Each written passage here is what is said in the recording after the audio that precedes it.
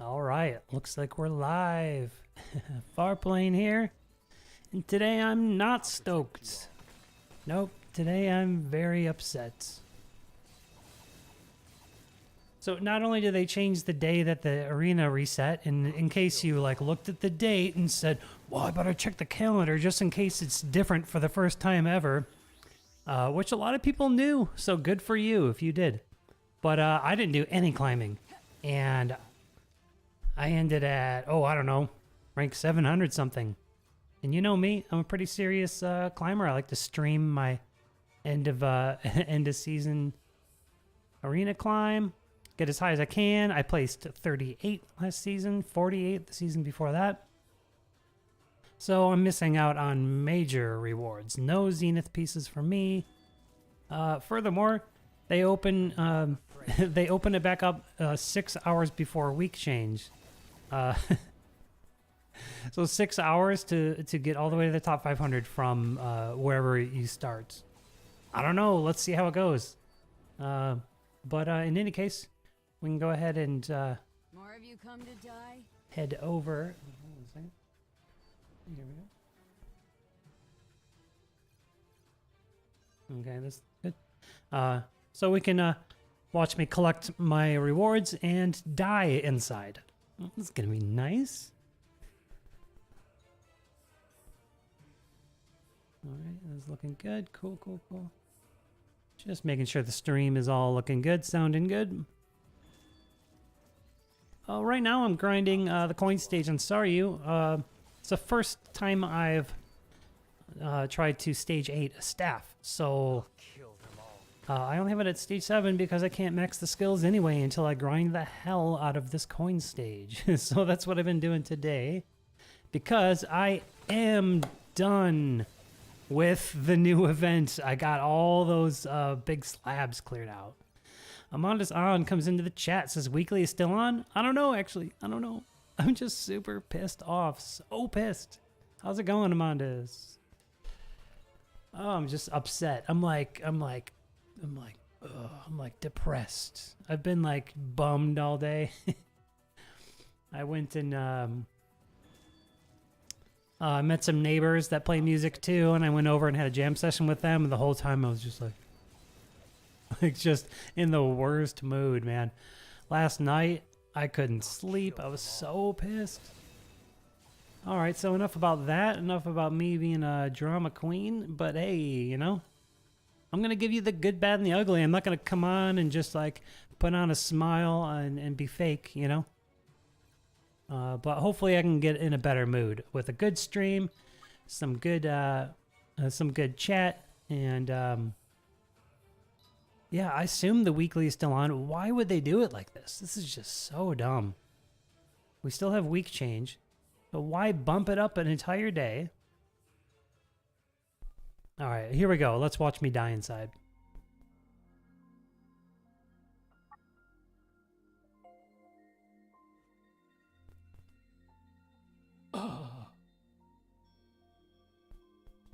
Wait, what is this?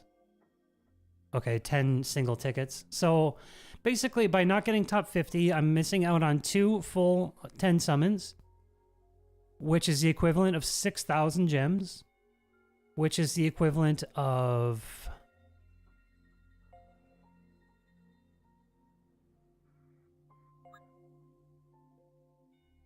$50. Awesome. Thank you, developers. Thank you.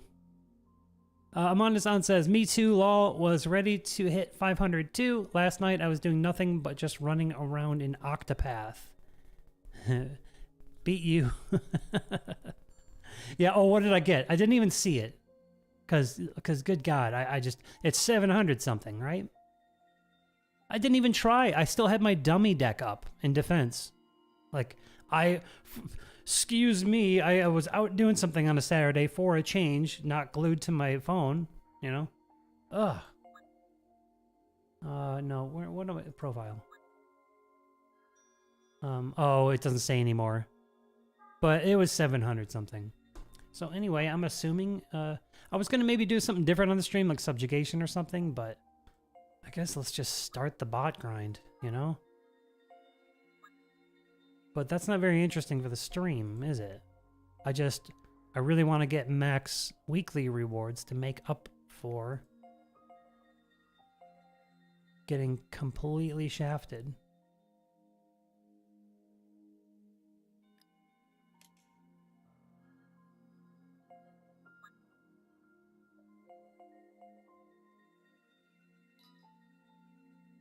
Yeah, good work, Commandus. You beat me.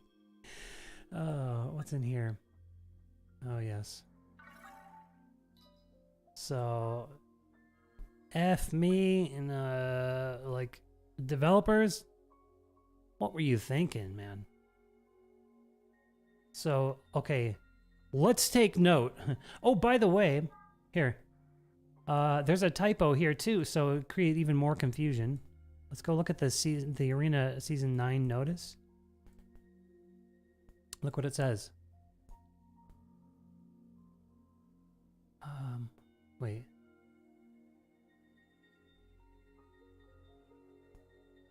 Oh, no. Wait. Yeah, so, I mean, they said it, so my fault, but, I mean, really, on April 11th, I wasn't about to be like, oh, the 23rd? That's a Sunday, right? Like every other time? No. Oh, God.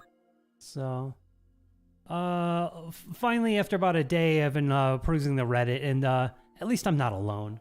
You know what I mean? A lot of other people completely blew the season too.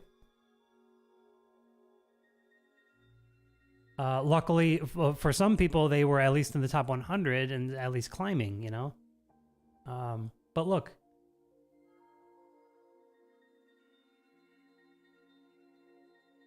Oh, they sneaky changed this. This said the 25th, and then this said the 24th. So it was like, wait, what?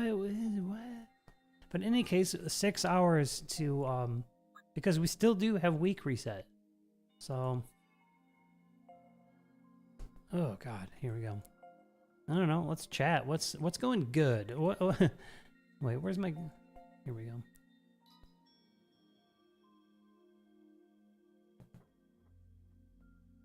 Anyway, welcome anyone watching. Thanks for sharing in my misery. Well, let's try to change the energy up and have a good time here. What's done is done. I can't get those rewards back, and I guess I'm just a little bit behind in some summons. $50 worth of summons, and no Zenith pieces, so I'm just a little bit behind in the cube grind. Also, the arena coins putting me back behind on the cube grind.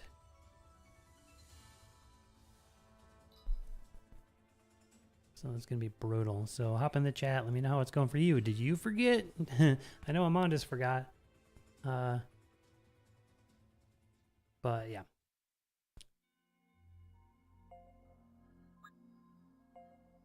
All right, just going for the lowest here. It's going to be a grind, man.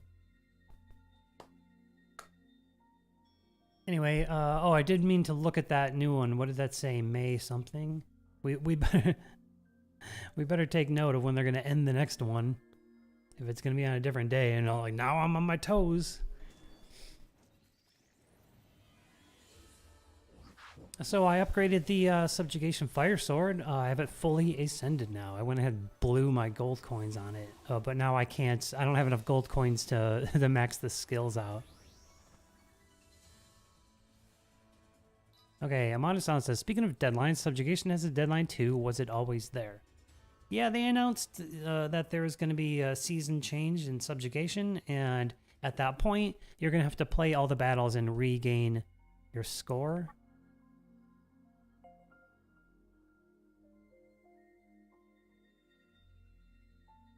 Yeah, it's not until the middle of May, though. And you're just going to have to come in and re-obtain all of your scores. So, yeah, that's that. But let's look here.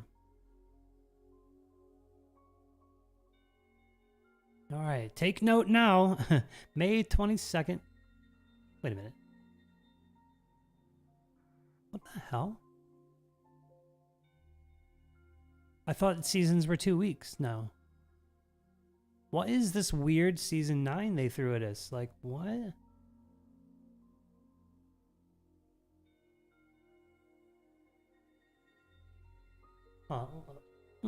Let's read carefully.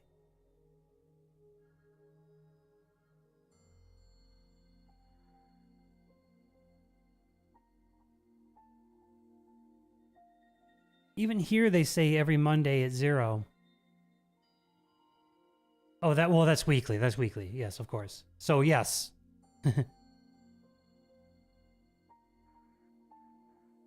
Amanda-san says, no, back to full in JP2. What do you mean? What do you mean?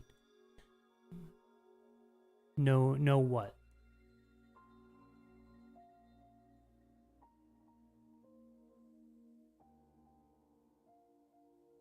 Okay, it's all normal stuff, but May 22nd. What,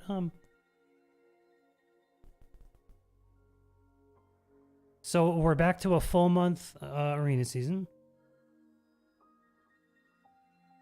And okay, so then we're back to a regular Monday reset.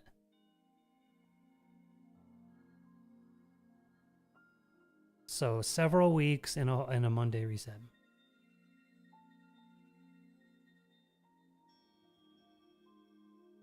Four weeks.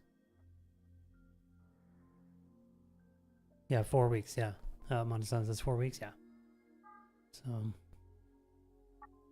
but in any case, we have 6 hours to get to the top 500 or top 100.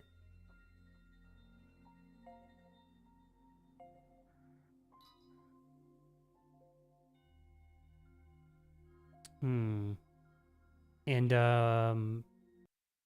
well, really 5 hours because I didn't start right at 7 p.m. Game is crashing. So, anyone excited for Echoes of Mana? It's get bumped up early. It's dropping on Wednesday. I'm going to play that. I'm going to be... Monasan, at least Echoes of Mana did not drop today. Yeah, they bumped it up. I was excited for it to be the 30th. But now it's Wednesday, the 27th, and I have stuff going on. I'm celebrating my birthday that day. So now I gotta be... at my birthday party and be like, sorry guys, I gotta re-roll this video game because I have to be a day one player and I want to stream it. And they'll understand, but at the same time, I'm trying to hang out with friends, you know? Like, I mean, whatever. It's not like I can expect them to accommodate my schedule. I guess bumping it up is cool for most people.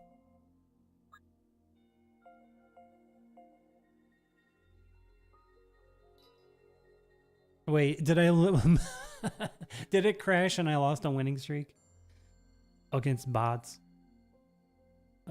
Maybe I should close. I have another BlueStacks running Romancing Saga Reuniverse JP right now. Should be good though. I got a lot of RAM on this PC. I'm not afraid. This is a cool looking gal. Or is that Gale? She looks really cool. Oh no, that's Zero. Zero looks cool. Anyway, thanks for stopping by, everybody. Let me share this to the Discord, actually. I don't think anyone over there at the Discord takes a look at my my content, but might as well keep sharing it. I'm the only content creator. I also just found out that this Discord is the Reddit Discord. It's not the official Discord for 8 months of the game. 8 months of the game, I didn't know that this was not the official Discord. Well, I guess I didn't try that hard to find out. Where's the creator channel? Here it is.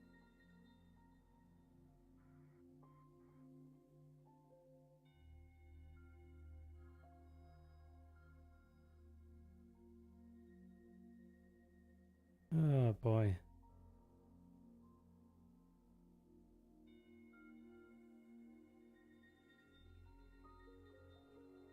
Here we go. Okay. Thank you for bearing with me. Let's keep playing.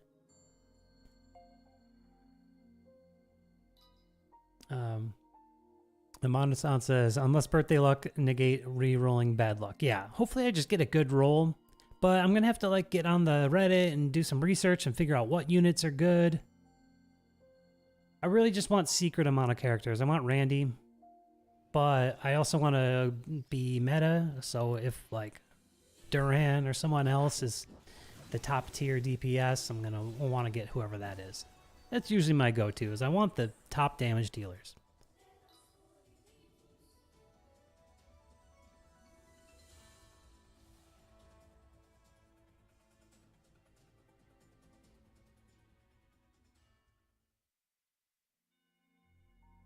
I think Square Enix owes me $50 for having a sneaky, weird ending to the season.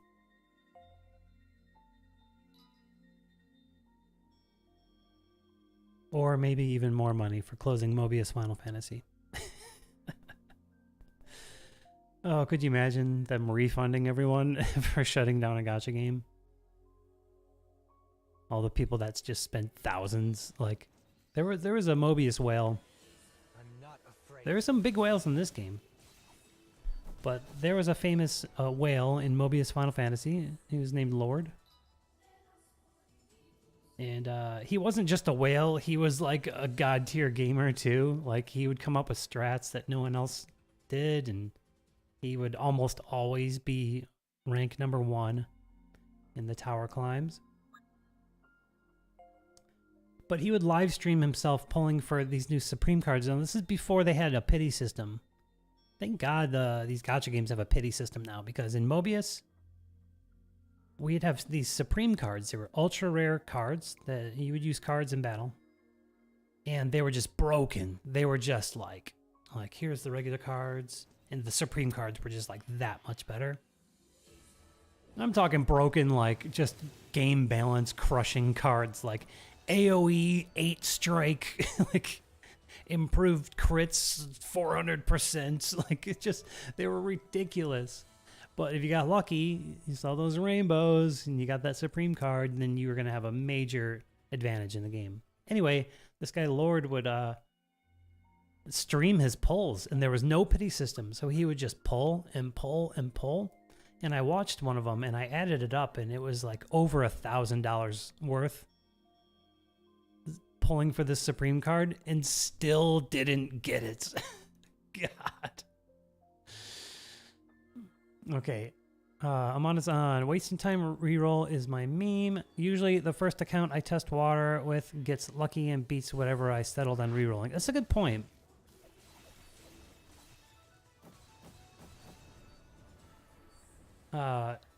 Trivan Carter comes in and says, yeah, that was a great game. Mobius? Yes, it was. So you played Mobius too? I was the same name in Mobius, if you ever saw me. I did finish top 9 in one of the towers, December 2018. Actually, it was New Year's, like 2018 into 2019. The tower with, the tower we were using Gambler. Gambler was like my favorite, what do we call them? Not styles, not costumes, what do we call them? Job. The Gambler job. He was so cool. You would cast his ultimate, and it would take your HP down to 1. So it was like a gambler, right? So with his HP down at 1, he was stupid powerful. But you just couldn't get hit. But that was kind of the meta in Mobius Final Fantasy for the longest time anyway, is just not getting hit. You would scale up these towers, the difficulty would scale up so far that if you got hit once, it was just over. So you had to use stun mechanics and what else? Oh, there was stun and like a paralyzed mechanic. What was it called? There were 2 different ones. Oh, there was slow and there was stun. Slow would remove an action from the enemy's gauge, and stun would just stun them for a turn or 2. However many turns the stun was active. So you would have to like, you could do stun overwrites, like you could do a square stun and overwrite it with a hex stun, and like, man, the strategies in Mobius were so deep. It was very cool. I really missed that game.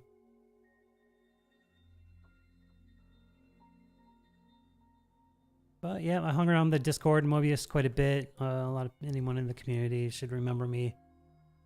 Because we had multiplayer, we had the raid co-ops, right? And that was really cool to get in the Discord and make friends and You know, early in the game, you would need each type. You would need an attacker, a breaker, maybe a defender, and a healer. The healer was really a support, though.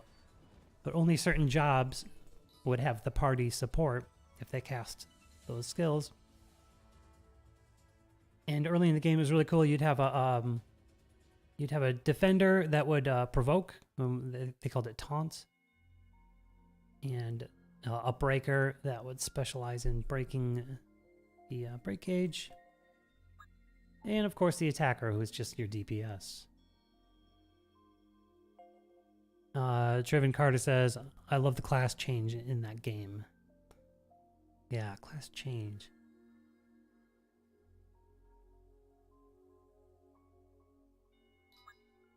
Second, I gotta drop a BP here.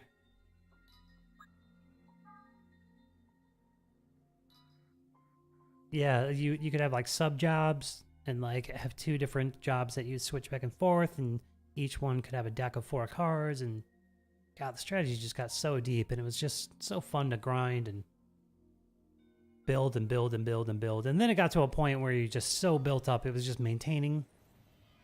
And towards the end of 2019, I was starting to get burnt out on the game, but I was so sunk into it, I couldn't stop. And then after New Year's 2020, they announced that they were shutting it down. And I died inside then, too. If you find my Twitch, twitch.tv, whatever, farplane_ is my name on Twitch. I highlighted my, the ending of Mobius Final Fantasy. I streamed the final 2 hours until they shut the game down. And I didn't do this back then. I didn't show my face and whatnot. But, yeah, I actually cried. It was like a loss. Because I played that game for, since day one. It was August 2016. And then went all the way to June 2020. But I wasn't serious until 2017 or so.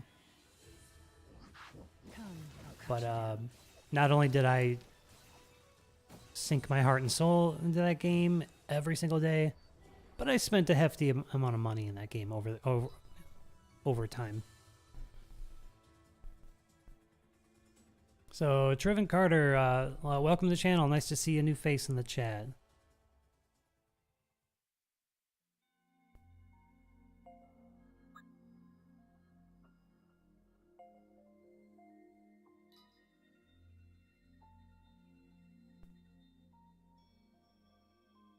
So, Echoes of Mana also has a co-op, and this game could use one. Wouldn't that be fun? But, yeah, Echoes of Mana has the co-op, raids, whatever you want to call it, and it's gonna... Yeah, it's gonna make it harder to be a casual. You should leave before I change. Usually there's some unique shop items that you can only get from doing... Yeah, Amanda-san, 2020, they ended when the world was stuck inside, yes. But they announced it before the pandemic started. They announced it in January. And I know COVID existed in January.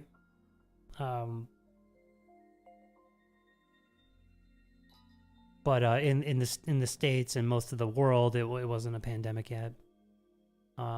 But I live in a city in the U.S. where a lot of people visit, and myself and a lot of people that live here are pretty positive that we had COVID as early as November 2019 in our city. And I actually, a lot of people around the country, I've heard talk about that. They're like, man, I got this crazy flu in December 2019. You know, I've never been that sick before, and then, yeah. So... Anyway, try to keep the let's try to keep the conversational topics video game related. It actually doesn't matter, but yeah, I don't want to get too into COVID. All we need to know is that it sucks. We all hate it. All right, Cybertank says, yeah, I had a bad flu December 2019. Yeah, see, same thing. Yeah. Okay, I will say one more thing about it because this is crazy. I'm not afraid. My friend, who was living in Michigan at the time, got a crazy respiratory infection in October 2019.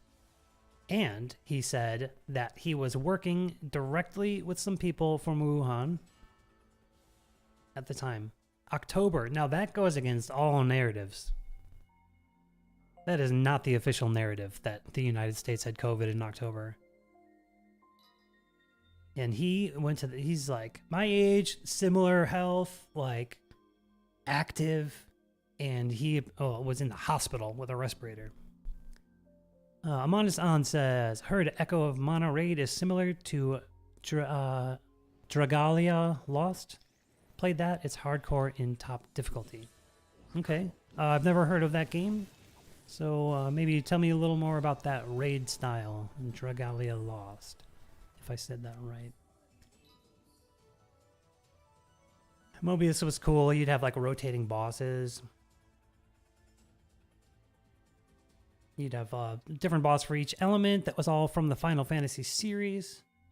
You'd have Ifrit for fire.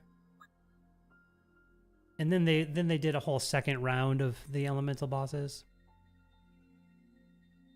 Trivan Carter asks, when will we get Nier Reincarnation next crossover event? I believe it's coming very soon in May. That's the roadmap they laid out a little bit ago in a stream. Said that we're getting the Final Fantasy XIV collab in May. So I'm making sure my gems are sitting pretty for that. I begrudgingly held out and didn't take that that awesome step summon we just had.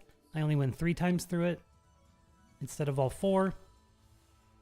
It was, you know, it was pretty advised to go all 4 because it was so good, but I'm like, I gotta have enough gems left. As it is, I'm gonna have to spend some money because I'm at 30.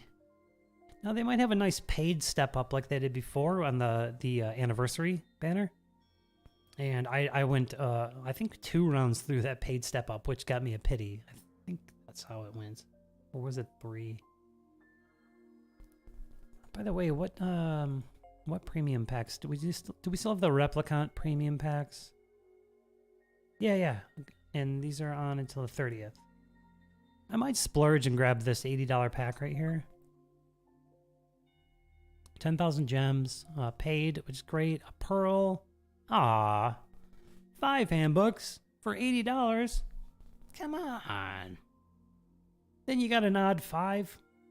I don't know. People are telling me you can pick handbooks off the floor in the cage, though. I was thinking about maybe doing some of that on stream. Oh, wait. What's this? Okay, here's one with 10. Okay, I'd rather do this one. Yeah. So here we go. So I might just grab this. And that'll set me up. Like, I have... Yeah, 4... What do I... Yeah, I have 4,790 paid at the moment. So...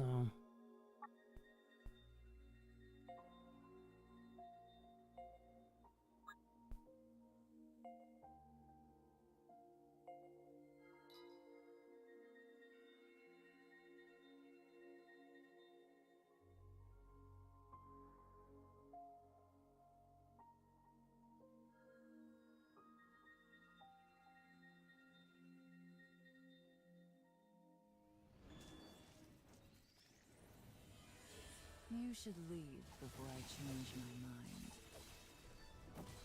So sorry the arena battles aren't more interesting, but I do want to get this done. And at least we're having some lively chat.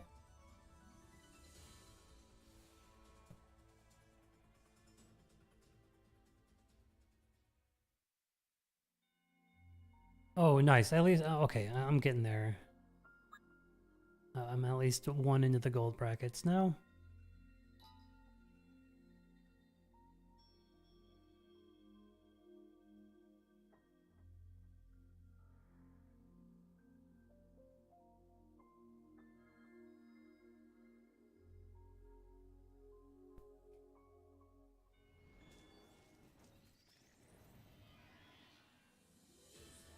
You should leave the bright So yeah, Mobius ended, and at the exact same time, Tales of Crestoria and Romancing Saga Reuniverse started. So I downloaded both of them, and Tales of Crestoria looked really cool. And it has co-op, raid, whatever you want to call it, but it was too overwhelming to get into 2 different gacha games, and I really liked Romancing Saga Reuniverse for the old school 16-bit sprites, because I love that style. I do have a Final Fantasy Record Keeper account,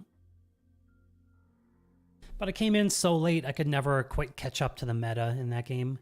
And then Romancing Saga came out, and I just liked it more, so I went hard in that because that's the only gacha I had. I had to fill the void that Mobius left. And so I played that game for a whole year, and then this game came out in August. And I'm keeping my Romancing Saga accounts going. I have Global and JP account, but it's hard. It's really hard to play multiple gachas. Because this game came out, and I was like, no, this is the game. Like, I love this game. Because this one replaced Mobius way better for me because it has the really good graphics. Both the cage and the character design and battle, it just looks so good. Okay, sorry if I said your name wrong. Is it Trevon? Anyway, Trevon Carter asks, what do you think about the Hunter and Captain jobs? So let's take a look. I would say skip it. But this Griff is very strong. He has the 40% self element buff to light with a base attack of in the 5,000s, low 5,000s. So that's very strong, very strong. Also the Vigor attack bonus. And then like a bold Vigor. 4 hit. So he's good. It's good, but gems are just so precious, and the best advice is really to wait for limited banners.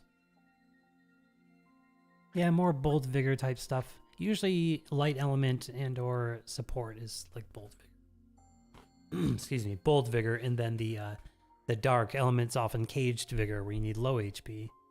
And then this Gale is interesting. Usually Gale is either like an agility speed demon or an attacker.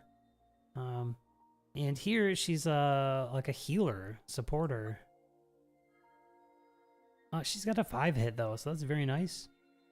But there is a niche that I see her being useful for, and that's supporting Celeb Saryu.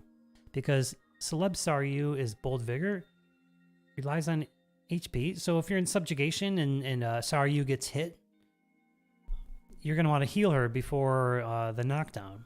You're going to want to make sure she's got that high HP. This Gale is going to support the entire party for light. That's going to boost Saryu's damage even more. She's going to hold her own. Defense isn't great, but it's pretty good. And yeah, then there's a party heal with a 5 hit. So it's going to help with combos. So interesting. If you end up getting her later, I wouldn't pull for her specifically. Plus, someone in a convo on Reddit mentioned that Celeb Gale is just so much better in subjugation. If you have her, you're going to want to use that one, in which case you can't use this one anyway. So,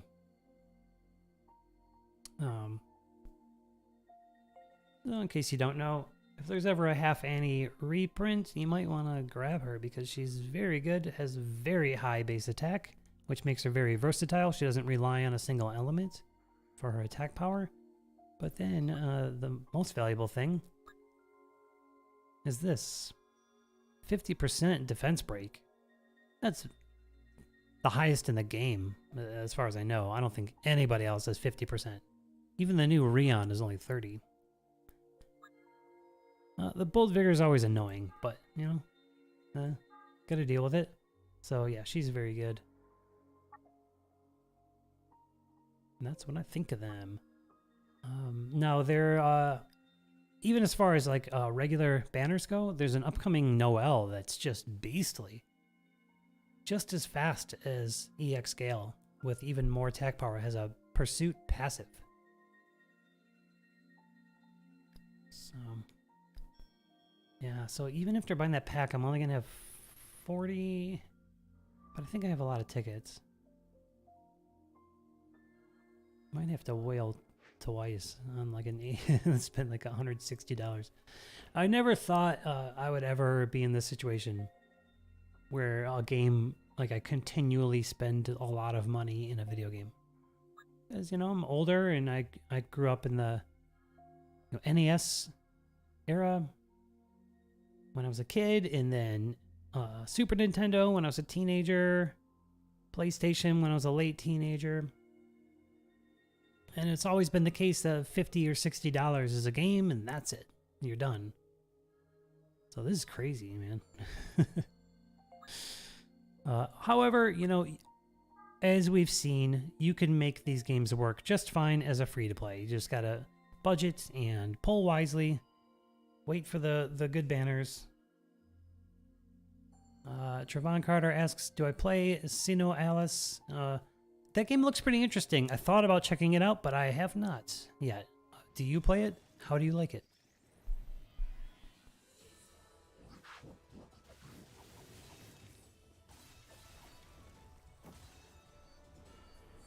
So currently, the only gacha games I play are this, Nier Reincarnation, and Romancing Saga Re-Universe.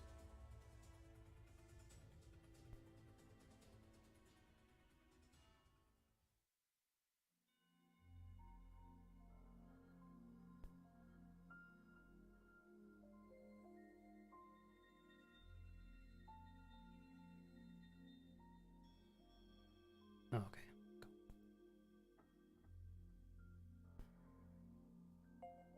Romancing Saga is cool, but I stopped going hard in it when I realized the endgame content is not that good. So this game we have subjugation, and there's like all sorts of deep mechanics going on. Arena gets a little bit deeper with strategy when you get really high in rank.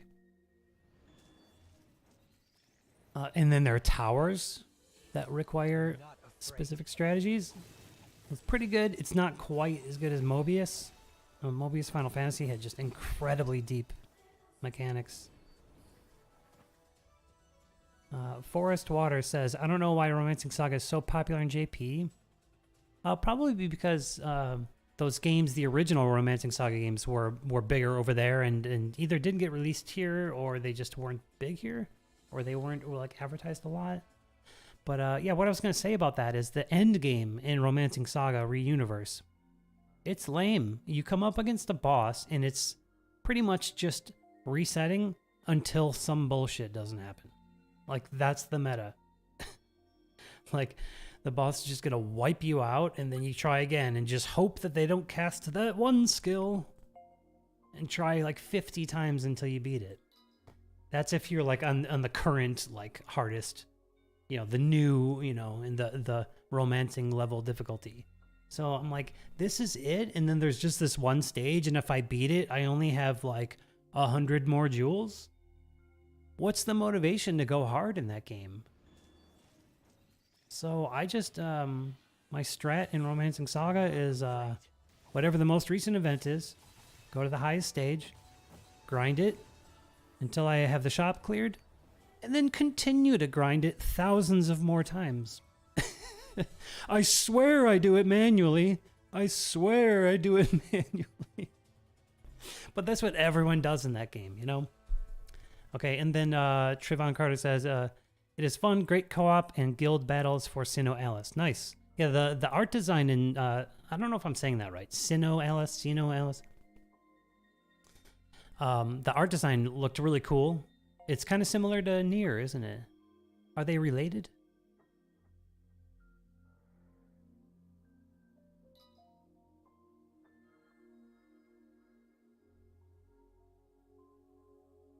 But Romancing Saga, I love it. I love the little animations, the little 16-bit sprites, and they come out and they have their little attack animation, and some of them are just really cool. Just like digital collectibles. You try to get the characters you want. I started a JP account just so I could, because like most gacha games, their JP is way ahead in schedule. So I got the JP so I could try out all these new styles that aren't out in global. And as a free-to-play in Romancing Saga JP, I ended up with just an amazing box of characters. And then I'm over here with my global account where I've spent money and it's just like not better. So it's a very free-to-play friendly game. Earlier, I did want to follow up with something earlier. Amanda-san was talking about re-rolling and how sometimes like the account you didn't re-roll ends up getting better stuff, which is very possible. So in Nier Reincarnation, I started a JP account. And funny enough, I started it in August because I kind of wanted to get a hang of the game before Global came out. And then Global came out the next day. So I wasn't expecting it so soon. I thought it wasn't going to come out till September, but no, they bumped it up or something. And I'm like, oh, well, screw this. I guess I'll just play Global. So I had my JP account anyway. And it just had awful luck on the original banners. But I was so busy trying to get a grip on the game in Global and build up my Global account that I hardly touched my JP account back then, and I just, even though I wasted all my gems and didn't get anything good on the banners back in August, I'm like, whatever, I'll just keep the account and didn't play it. Then Arc 2 came out, and obviously hit JP first. I'm like, okay, this is a great opportunity for me to check out the new character, Saryu, and so I went in and grinded all the stages, and I pulled for Saryu, just for the heck of it. I'm like, okay, so I'll have my JP account that's like a bad reroll, and I'm not going to go meta. I'm just going to go for characters that I like and just see how different it is. And the verdict is that rerolling is worth it in this game.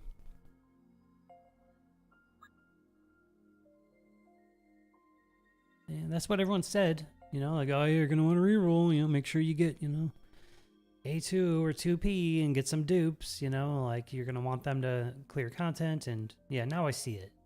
But in my JP account, I was able to secure A2 and 2P on the Automata reprints. So once I have a little bit extra time, I can go in there, build them up a bit, and start to clear the content that I was unable to clear before.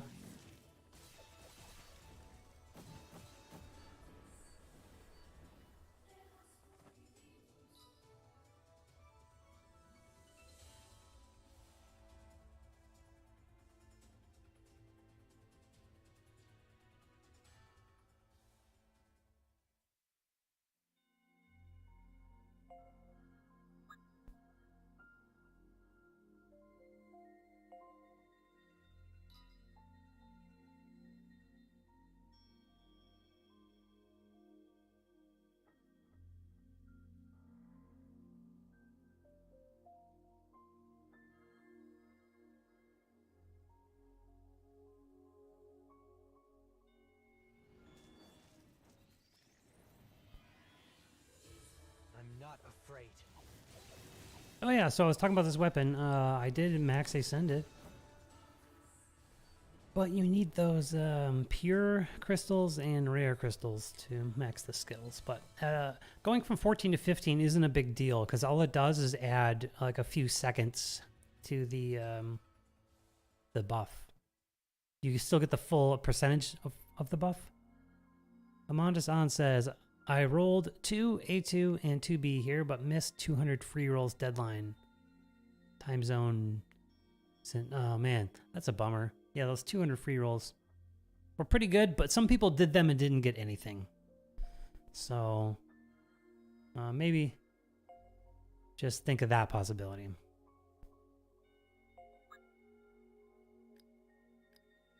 So let's take a look at my fire sword here. Oh my god. Oh, how embarrassing. I forgot to I forgot to just do the regular enhance. Okay. So that's good. But look at that. It's 90'd. Woohoo.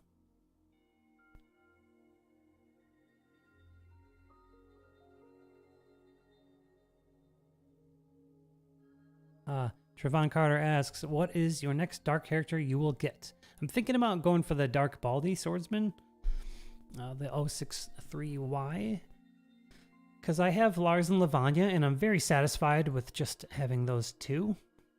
I don't feel like I really need any of the other 12. I was hoarding cubes for the new character Marie. By the way, check out my channel. I just dropped some gameplay in JP of the new character in the chapter. The new boss. It's all very cool. So I was saving for her. I'm hoping that she's, you know, can be awesome. She's got a sword, so I'm at least going to take that sword to stage 8. And we'll take a look at, I'm going to answer that further in a moment. But let's take a look at this. See the Fleetfoot? Here, 30% for 55. And by spending that super precious rare crystal, all you get is 5 more seconds and the same agility. It's hard to see, but it's just 30% for 60 seconds.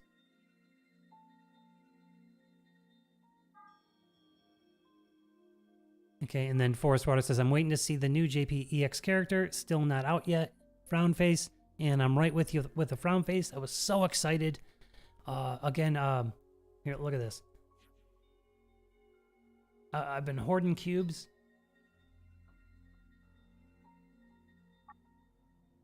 Look at this, I got 12 cubes. I'm ready for a new character right now. Like, if she comes out and she's awesome, I'm ready to go. But it looks like we have to wait for the next chapter, and then we'll get both, hopefully. So that's a bummer, because Global doesn't even have the new chapter yet. And then we have to wait for chapter 4.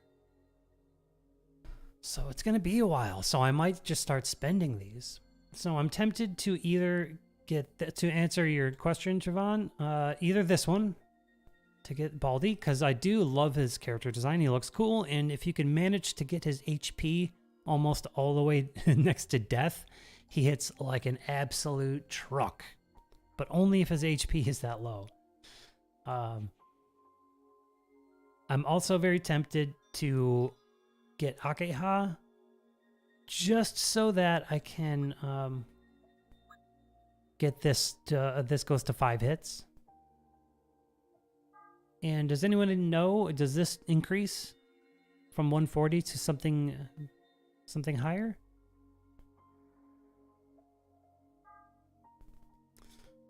Because my Lars is already hitting like 200,000 or 300,000 with this AoE in Arena. It's so ridiculous. So if this goes up even more after stage stage 11, like getting, you know, the final stage, it's 11, right? Yeah. So I might just max this weapon just because this weapon, I use it in Arena. The other option,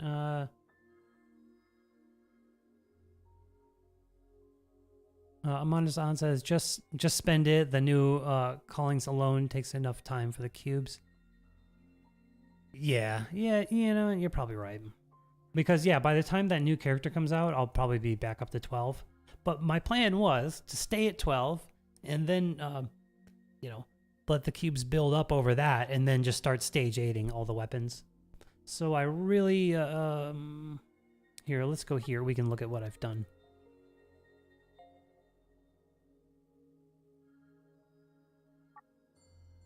Man, I'm going to have to use skip tickets here because the time's going to get tight. With this arena climb and clearing my dark dailies, ads and all that. So you see, Rion, I still have not done anything. Gale, I've taken her weapon to stage 8. Demos, I really want to take to stage 8 soon. I haven't even dropped a single cube on his yet. Of course, I have hers at stage 8. I have this one at stage 8 for the AoE, which I use in Arena too. Stage 8, and this is obviously I was just talking about it, thinking about completing it. This one I haven't touched. Of course, I have Lars, so that one's done.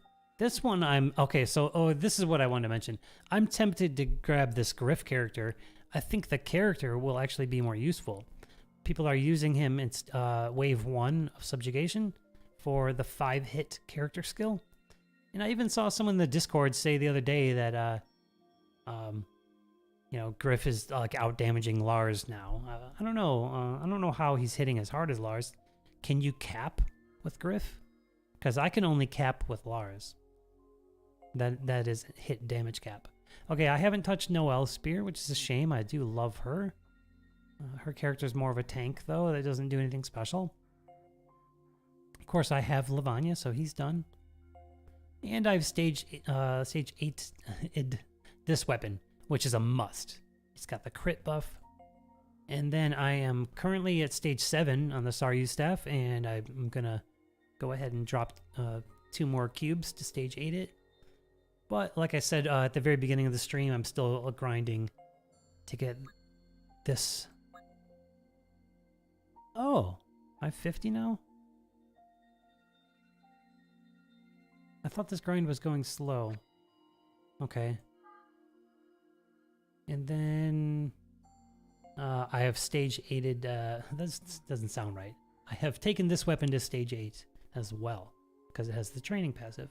So that's where I'm at. So I'm considering 063Y, Akeha, and Griff for my next character. It's still a toss-up. I do want to look at this staff, though.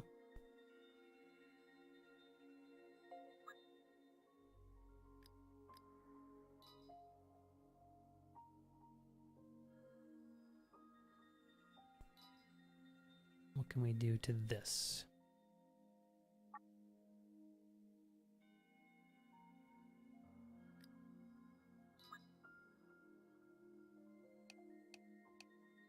$14? Cool.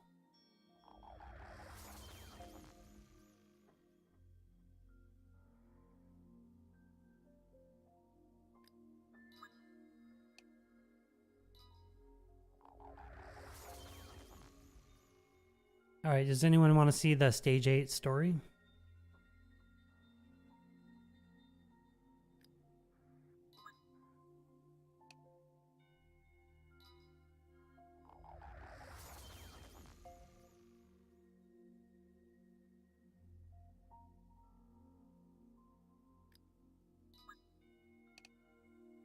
Oof. Ouch.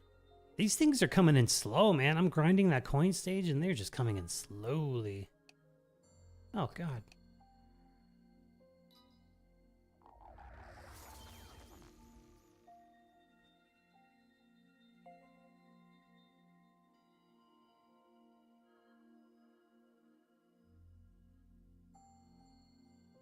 Okay, Trevon says, I have EX Rion, Akeha, Lars, Gale, and I'm working on Theo now. Nice, that's a lot of characters.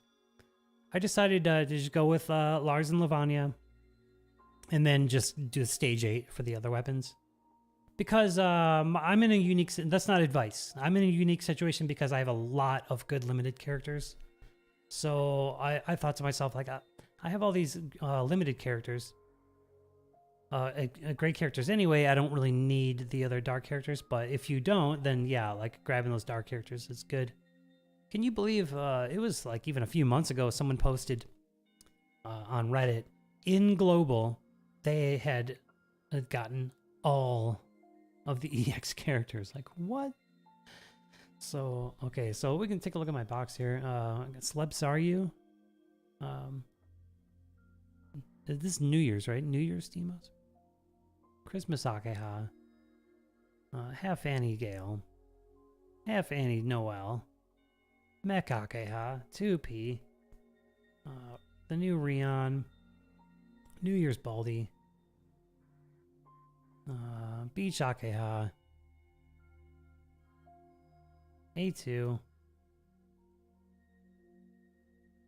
Who else is limited?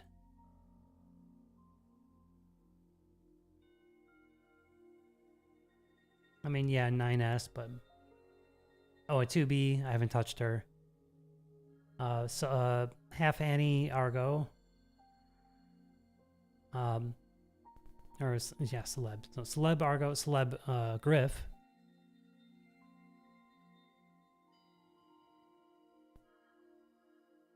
And Amon-san says, keep climbing! You need 50k. Yeah, you're right. I'm probably wasting too much time here. But just trying to mix it up. I don't want everyone to get too bored watching me bot grind. But yeah, you're right. I do need to hit this. Okay, thank you. See, that's the kind of moral support I need.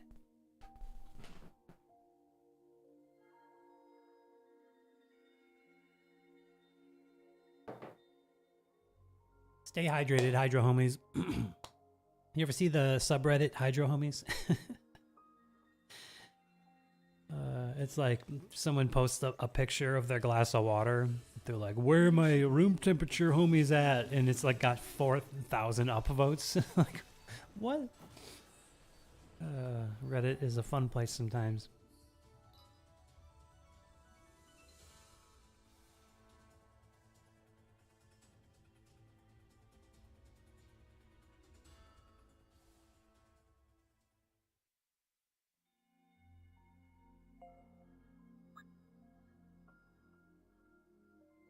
Oh, switch to guns. You know what? That would be fun, actually. That'd be a fun build.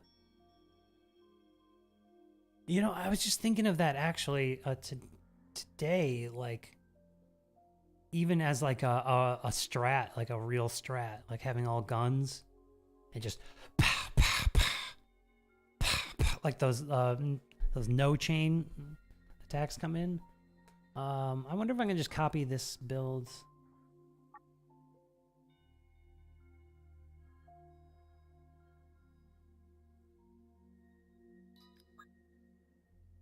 There's probably a decent amount of these that I'm not using, like this one. So let's copy this one to here. And we'll make this A2 instead.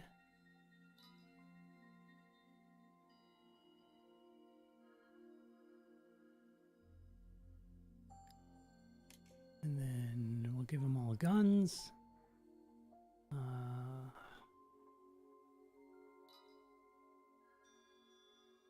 little bit of building, but this should actually make it faster. I hope. Hopefully the guns just one-shot everybody. We'll keep this in the subs. And then let's find some fun guns here.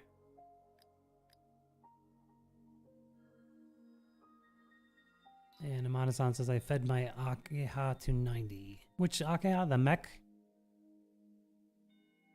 Let's see. Oh, I don't know. What are my strongest guns here? Obviously this one. Oh, this one. Yeah, I'll unlock it.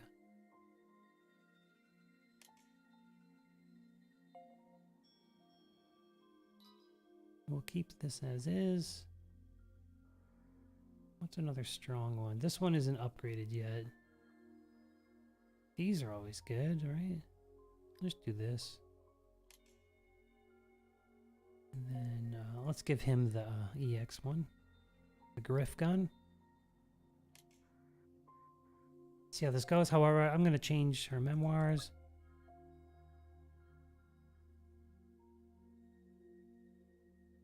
I guess I'll just give her crit hit damage. And then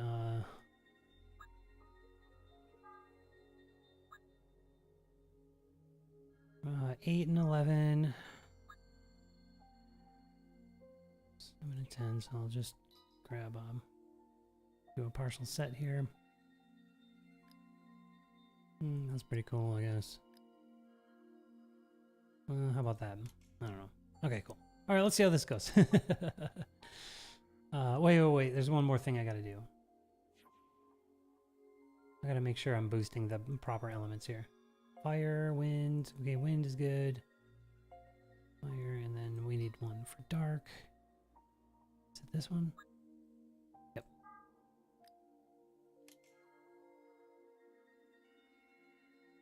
Amada-san says, Automata one. All of my roles were arena-oriented even before that banner. Nice. And then Cybertank says, should I grind for EX character face mats or just do daily? You'll get them through the dailies. It's just going to take longer. So if you want that character now, go ahead and grind that coin stage for those faces. I say do it. I say grind it. Because you want that character now. I think you can get enough faces in like a few, like an hour or 2 or 3 of grinding. I can't remember exactly how long it takes. All right, let's see how the guns go. I did consider doing a gun team earlier. I was thinking of that. That's funny you mention it. In my breakfast musings.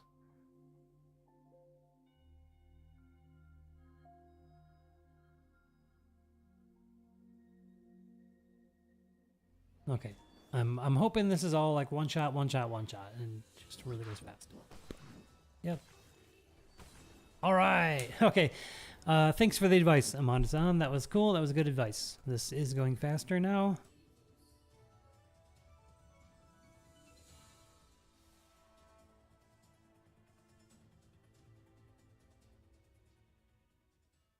I do this gun strat for farming, like when I'm farming gorilla or something. And it's just so fast. It's just pow, pow, pow. Wave 2. Pow, pow, pow. Wave 3. Pow, pow, pow. Done.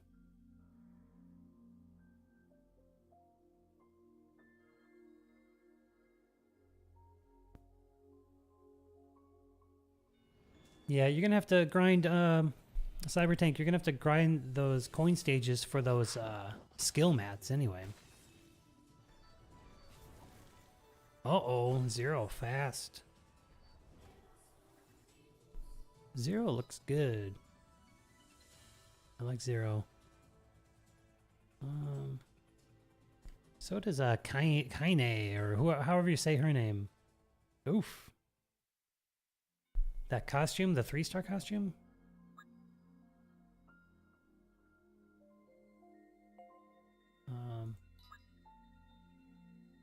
What's your who's your waifu? How do you say it?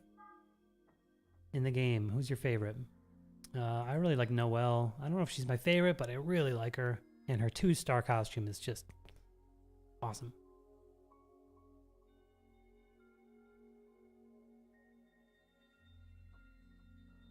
Or who's your husbando? You know?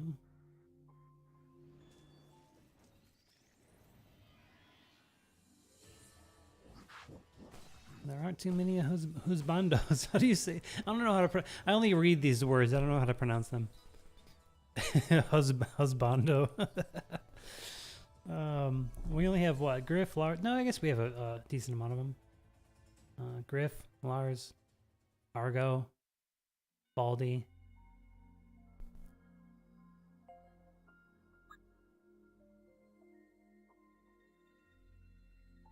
And Cybertank says, thanks, I've been trying to hold off for a half energy day. Yeah, that's the bummer. It's a bummer when you have to grind stuff on full stam. It just happens. I just go for it. Amanda-san says, lol, yeah. In description they said there's a reason she wears that. Are you talking about Noel? And what's the reason? Oh, also, the A2's 3-star costume, I like a lot better. A little more butt coverage, you know? It just looks better.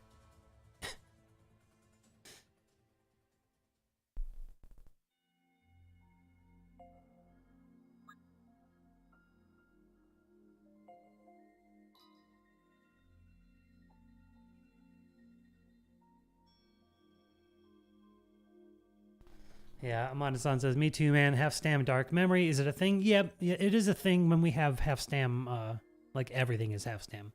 That's the time to go hard in dark layers. Oh, and you're talking about 3-star Kaine. Am I saying her name right? I've never like heard it said before. It looks like Kaine because there's a there's an accent over the e. And when I was on Game With, the translation is just K-I-N-E, so that's why I think it's Kai. But again, I didn't play Replicant. If you have, you probably know better than me. So why does she wear that? I like the blue color. It just looks cool.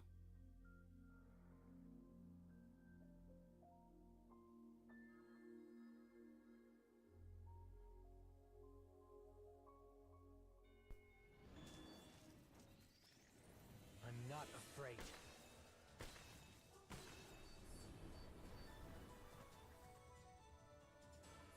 Monasan says, I like Faceless Noel, swinging trench coat. Yep, she's cool too. The new costume looks really cool as well. But yes, yeah, the bloodless Noel looks really cool. And Cybertank says, you are pronouncing it right. Cool. Referring to Kaine. Kaine? Kaine.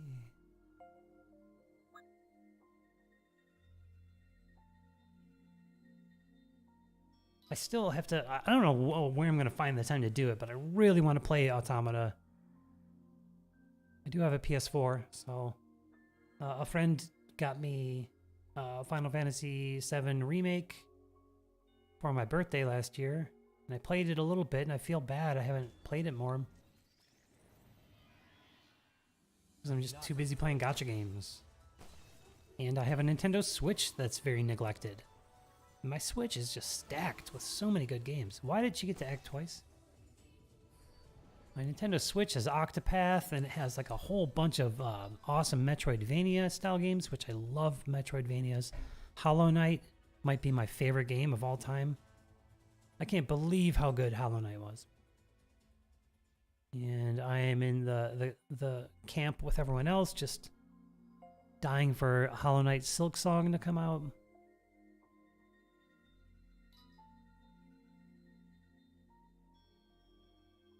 I have Ender Lilies. I have the 2 Ori games. I have a couple other like really indie Metroidvanias. Like I have what's that one called? That's like it's a complete Metroid ripoff. I'll grind 'em into dust. Can't think of the name of it. I have that one. I even have some of the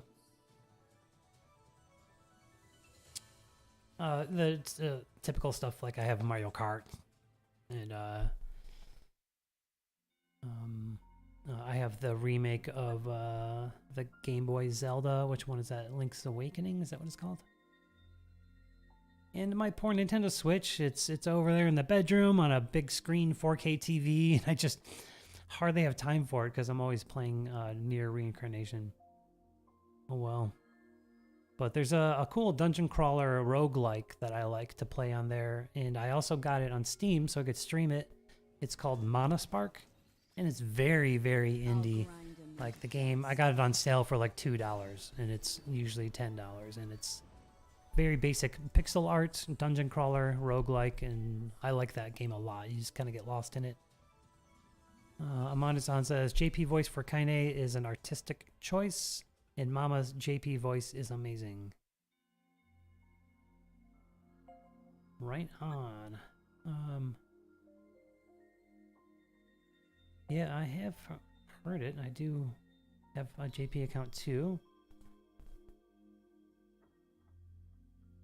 I haven't taken note or formed any opinions on ones that I like. Do you speak Japanese, by the way?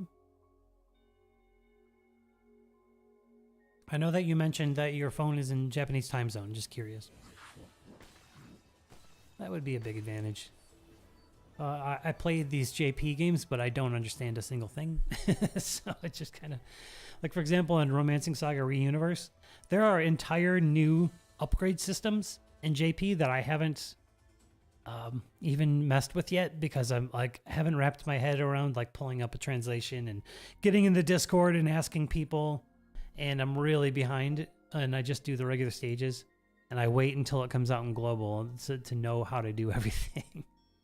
But global still hasn't gotten forged weapons, and there are these new like weekly dungeon type things that global hasn't gotten yet in Romancing Saga. Then there are like, you know, a new banner will hit in JP in Nier Reincarnation, and it was the new Nier Day summons, and I saw it and I'm like, okay, whatever. But then I saw on Cabbage's channel, he translated it. It's like, oh, you get a guaranteed 4-star weapon, a guaranteed. I'm like, oh, I didn't even know this because I couldn't read it. So, oh, I'm gonna go do those polls now. Oh, okay. Amondasan says no. Time zone is for Octopath or JP game. Gotcha. Yeah, I really want to play the. I have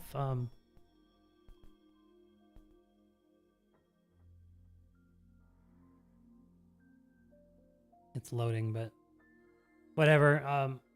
I'm sure you'll take my word for it. I have the JP Octopath Champions of the Continent, and I would really like to play it more. It's a beautiful game, but it's really hard to progress in it without knowing what the hell I'm reading. And Amandasan says, daylight saving, screw those games up. Really? Yeah, so in Nier Reincarnation, it's weird because they always just stay on standard time. So they say like 0 PST, and it can be confusing at first because that's actually 1 a.m. PDT. And I mentioned this, I think, on my last stream, that I heard the United States is going to have another day change in the fall, and then one more next spring, and then we're done with daylight savings.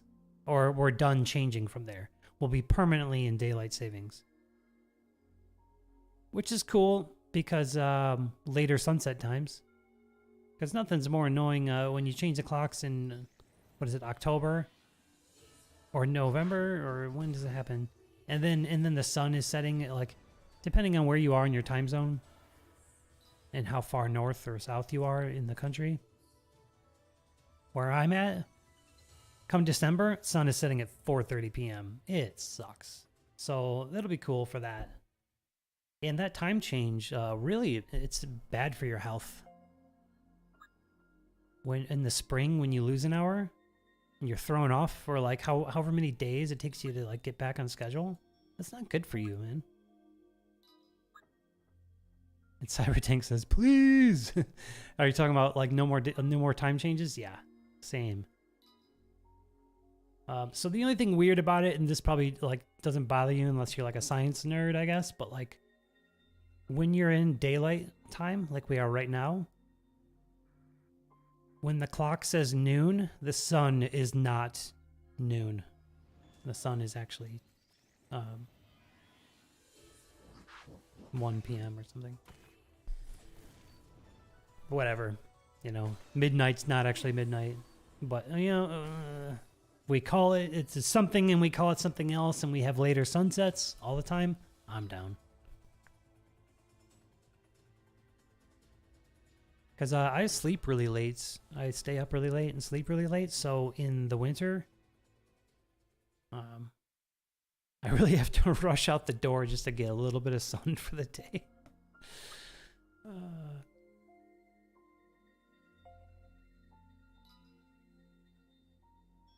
Can't help it. I'm like been a musician my whole life, and I'm just on musician hours. And like, I wake up early and want to go skiing, but I come home and then within a day, here I am staying up all night again. I just shift right back into it. My body just is nocturnal. But you know what? There's something to that. I heard this from somebody. Evolutionarily speaking, somebody in the tribe had to be the night watch for the safety of the tribe, you know, back in primitive human times. And that night watch, something about it just carried through in our DNA. And I think just certain people are just, because I have certain friends that are like me. They stay up all night. They sleep in, like they sleep all through the morning, sleep into the early afternoon. and that's just what's natural for them. And I think there's that like lingering, you know, something in our DNA about being the Night Watch. And Amanda-san says, we'll take lopsided noon over 4 p.m. darkness. Yeah, exactly. Exactly. Uh-oh, A2 coming in with a full combo. Say hello to my little friend. Except it's not machine gun fire, it's single shot.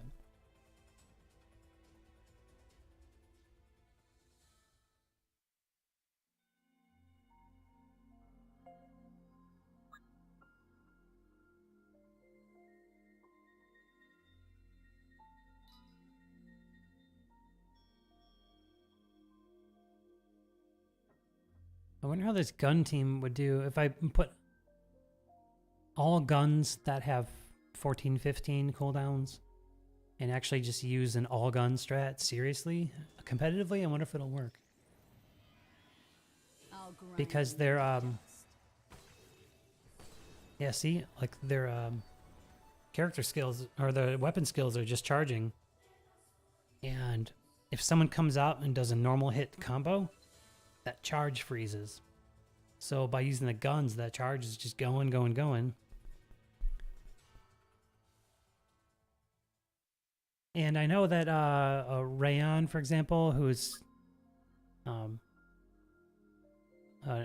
very known, you know, high-end player in this game, that you know, they've placed #1 before, and they were like climbing seriously with Lars using the Lacrima Griff gun. I'm not afraid. And you can find that on YouTube. It's pretty interesting. Oh, that's what I'm doing right now. I have Lars using the Lacrima Griff gun. Because I believe it's 14, 15 cooldowns, and has some party buffs too.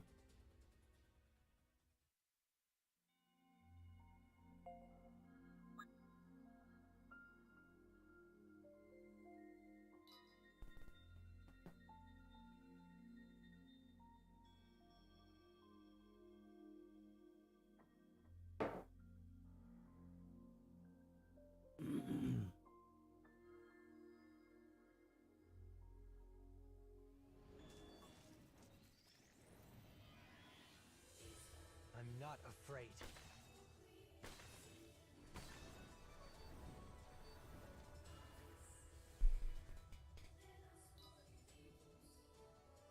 So I 90'd my Christmas Akeha. I'm thinking about trying to team with her. But I think it works the best.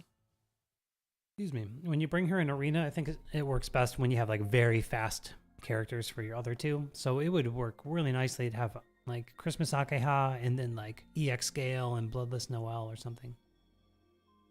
Could be an interesting team.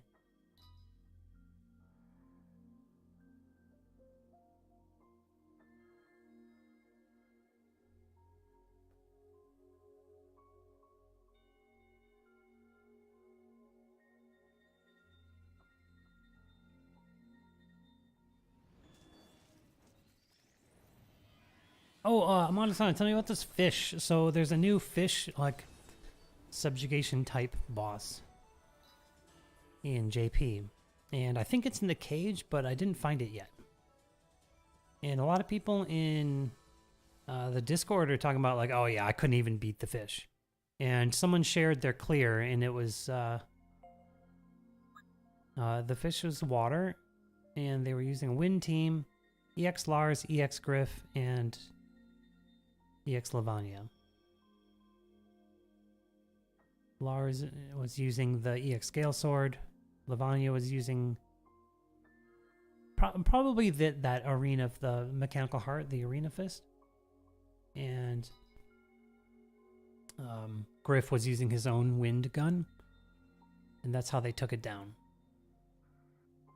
But I think nobody in the chat said directly, it's in the cage, it's here. People were just kind of hinting at it and like joking, like, oh, is this going to be Subjugation 5? Afraid. So we might have a new Subjugation boss soon. Because it's kind of like the moose, how the moose appears in Chapter 8 or whatever. By the way, I never beat that moose in Chapter 8. I should go do that. Maybe I'll do that on the stream.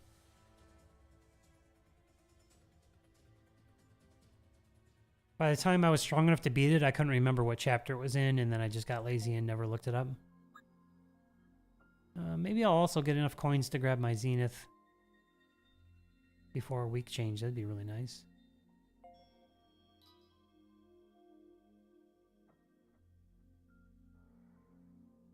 Oh, and then Forest Water says there's a new memoir set in JP that gives team speed up, agility up. That's cool. I saw those memoirs coming in when I was playing and I didn't know what they did. I'm not afraid. Oh, very nice. Oh man. So I'll definitely be using that on my teams. Put it on one character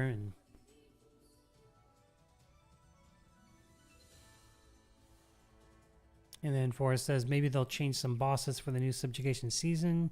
Mondo-san says, ouch. Yeah, so that's what I'm thinking. I think in that new season that we get in May, that they're going to bring that fish in. And I hear the fish is very difficult. And I think the fish stuns, maybe not. But I do know that the new chapter boss stuns, shoots these green lasers at you. Again, check out my video, shameless plug. My most recent content video, I share some gameplay from that chapter. And I love the new character Marie. I love how she looks. Looks very cool, and I'm hoping that her dark character is ridiculous. So I can go ahead and grab that. And if anything, then even if she's not, I'll grab that weapon, and then Lars can have 3 EX one-handed swords on his builds. And what I'm hoping, here's my prediction and hope for her weapon, that the passive is for crit damage. So how cool would that be if you had like the Lars sword for the crit rate and then the Marie sword for the crit damage? Okay, Forest Water says fish boss heals 100k per turn. So Forest, where is the fish? Is it in the chapter? Is it in the cage? And what I read was I think you have to wander off the main path to find it. Is that right? Tell me where to find it, because I want to check that fish out.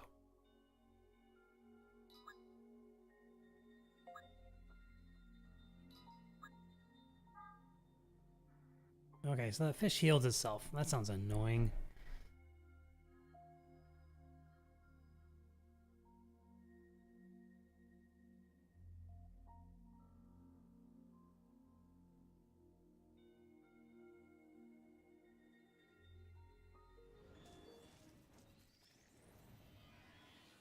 I'll grind them into dust.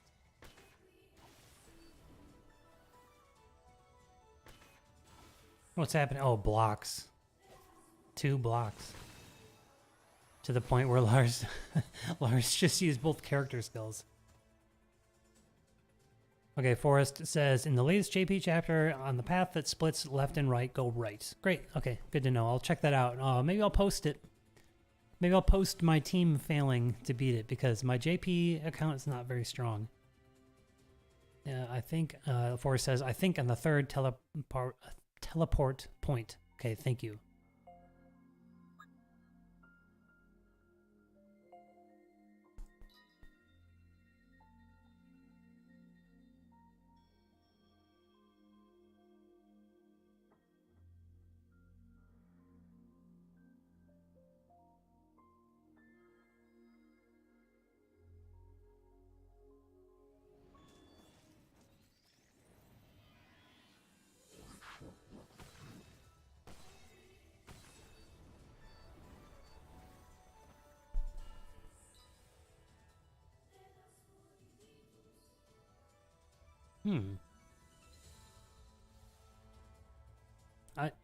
Did I just see A2 had 5 stacks of agility buff? Is that, I know that weapon has an agility buff. Is it self? I thought it was like a party. Oh no, all allies attack. Wait, even so, she didn't cast any skills. Wait, I'm gonna look more carefully this time.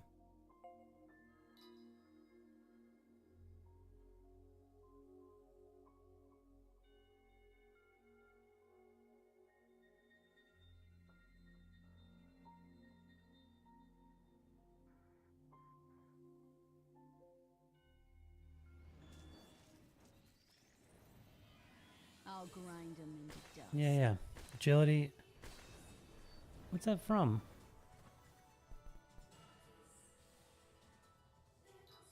Where it says picture on the map? What do you mean? Oh, are you still talking about the JP chapter?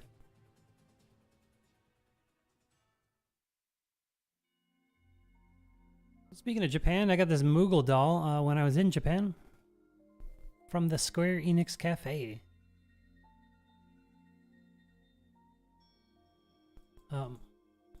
The game froze.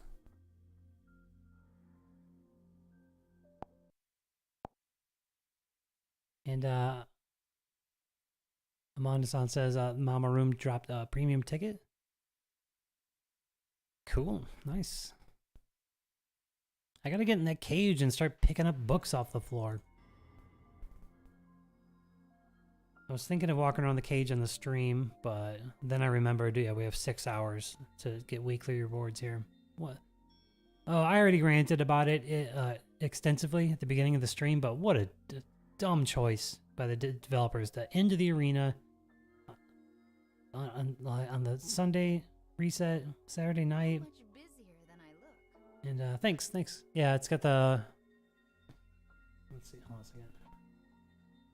Yeah, see, it's got the little pom pom and a guitar. And that's the only thing I bought. That's the only thing I bought in Japan when I was there. That's my only souvenir. We went to perform. I went there and performed. I played 2 shows, a show in Osaka and a show in Tokyo. And we were, of course, the band, we were like sharing to social media while we were there and stuff. But we went to the Square Enix Cafe and we posted it and we're like, the only thing that really mattered. And it was cool. It was a cool little shop and whatnot.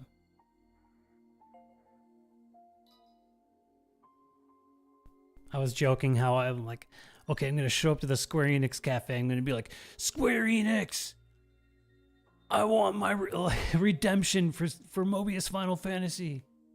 Oh, wait a minute. Hold on a second. Never mind. That was before. I was there before they shut it down. What am I thinking? I'll grind Never mind. them into dust.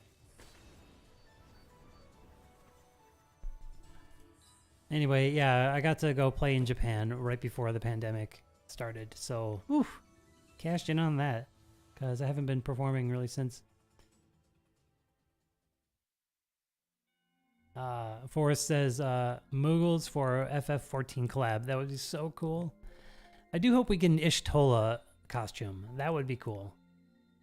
I liked I haven't played Final Fantasy 14, but of course we had Final Fantasy 14 characters in Mobius. We had Ishtola, like an Ishtola skin in Mobius.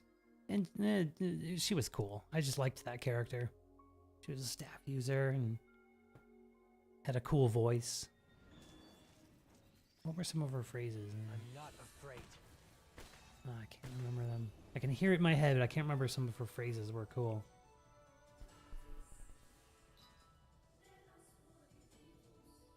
You know what? That might have been the only FF14 character we had, but of course, Final Fantasy Record Keeper has every character from every game.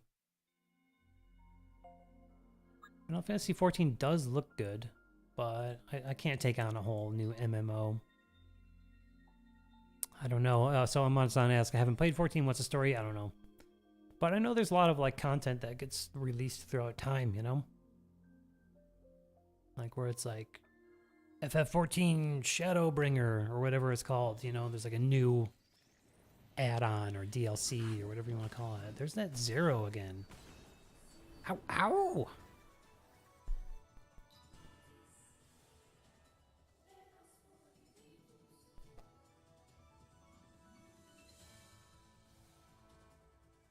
Have you seen the trailer for FF16? Looks very cool. It looks like kind of like 14, kind of like back to old school, kind of like medieval battle times, whatnot.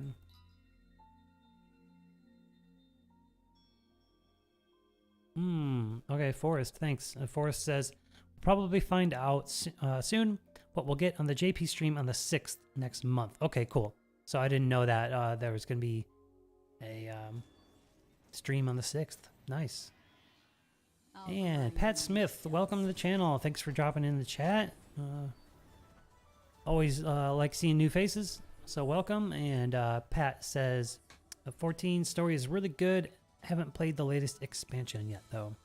Cool, cool. I haven't even played 15. In fact, the most recent Final Fantasy I played was 12. 12 gets some hate, but I loved it. You know why I love 12? Because when I play Final Fantasy games, I love side quests. And 12 is a side quest wet dream. Like, there are side quests galore in 12. Like, you can keep yourself so busy with side quests and just not be doing any story and just be playing hours and hours and hours. They have something called, like, the Hunt Club or the you know, like, Marks or something like that. I can't remember. I just really loved them.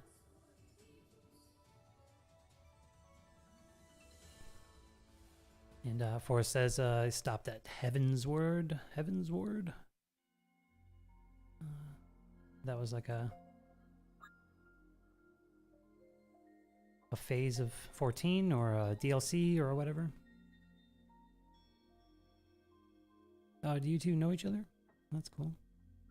You do?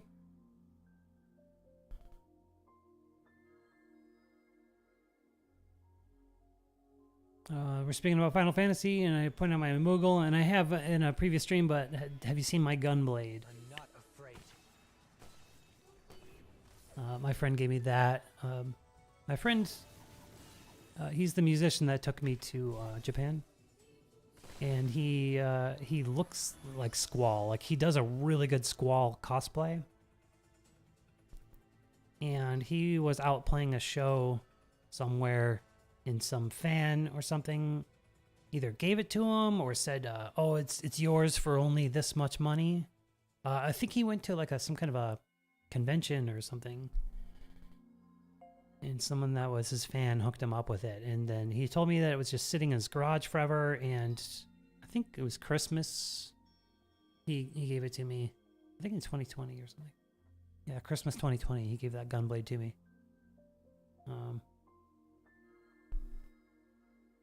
Yeah, it's really cool. In fact, I wonder if I can grab it. Whatever. It's looks exactly like it. It's got the little dangly thing off of the handle and everything, and the trigger actually works. Go, and the revolver goes. It's a really nicely made Gunblade.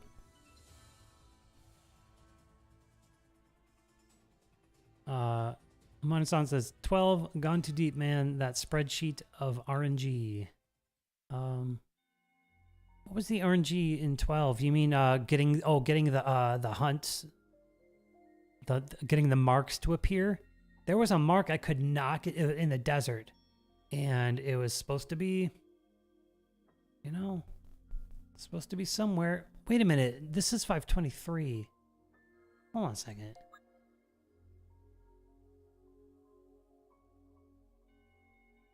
This one says 22nd. Oh, 523 at 1 a.m. Weird. It usually expresses it in PST. This is in PDT. Weird. And then Amanasan says Gunblade for Squall lookalike. Yep, yep. It's a legit looking Gunblade.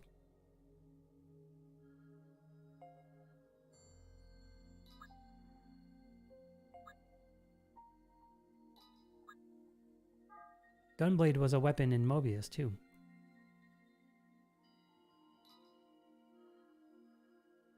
Okay, in Mobius, if you ever played Mobius, the grind in Mobius, the end game grind, was 5-starring your weapons.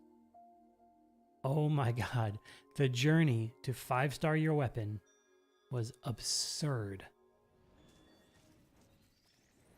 I ended up, however, I went very hard in that game, very hard. Like, you had to be grinding for crystals, like, multiple hours a day to achieve what I achieved, which is, by the time the game shut down, I had 88 5-star weapons. That's a lot. That was more than anybody needs. Because I was just 5-starring weapons, like, for the hell of it, because I didn't have anything else to upgrade. I have it all on a stream on my Twitch where I show off my whole account. I had every job, every limited job, every legend job. I had only missing a few Supreme cards, which is insane. I'm not afraid. And then, yeah, and the weapons. Too bad. A lot of people come on Reddit, they're like, why can't they... Okay, Monosan says, endgame is your time, announcements, whatever they wrote. Yeah, that's cool. I just always thought it was PST no matter what. But people would come in after Mobius was shut down. They say, why can't they make a standalone version of Mobius? I want to play the story, you know. And it was a good story, but I didn't want that. I wanted my account. I wanted the account that I just put all my blood, sweat, and tears into, and money. I wanted my account. So even if they did a standalone Mobius, I'm cool. I did the story once. But the conclusion of the first story arc in Mobius, very cool. It was like a whole half-hour cutscene, like CGI, full CGI cutscene. Maybe it was half-hour when you include the battle, but and then the end of the second story arc, also very cool. The whole concept, it kind of played off of Final Fantasy 1 a little bit.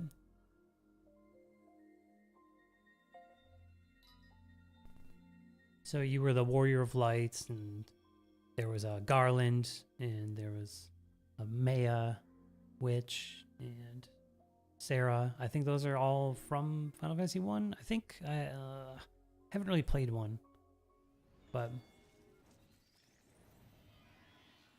I'm not And Pat says, you playing Echoes of Mana this Wednesday? Yes, I am. I mentioned that earlier. I was bummed that they bumped up to Wednesday because I'm celebrating my birthday that day. I have plans with friends, so I'm literally gonna have to show up to my friend's house and be like, "Hey guys, how's it going? Hey, by the way, I'm gonna be re-rolling this account while we hang out."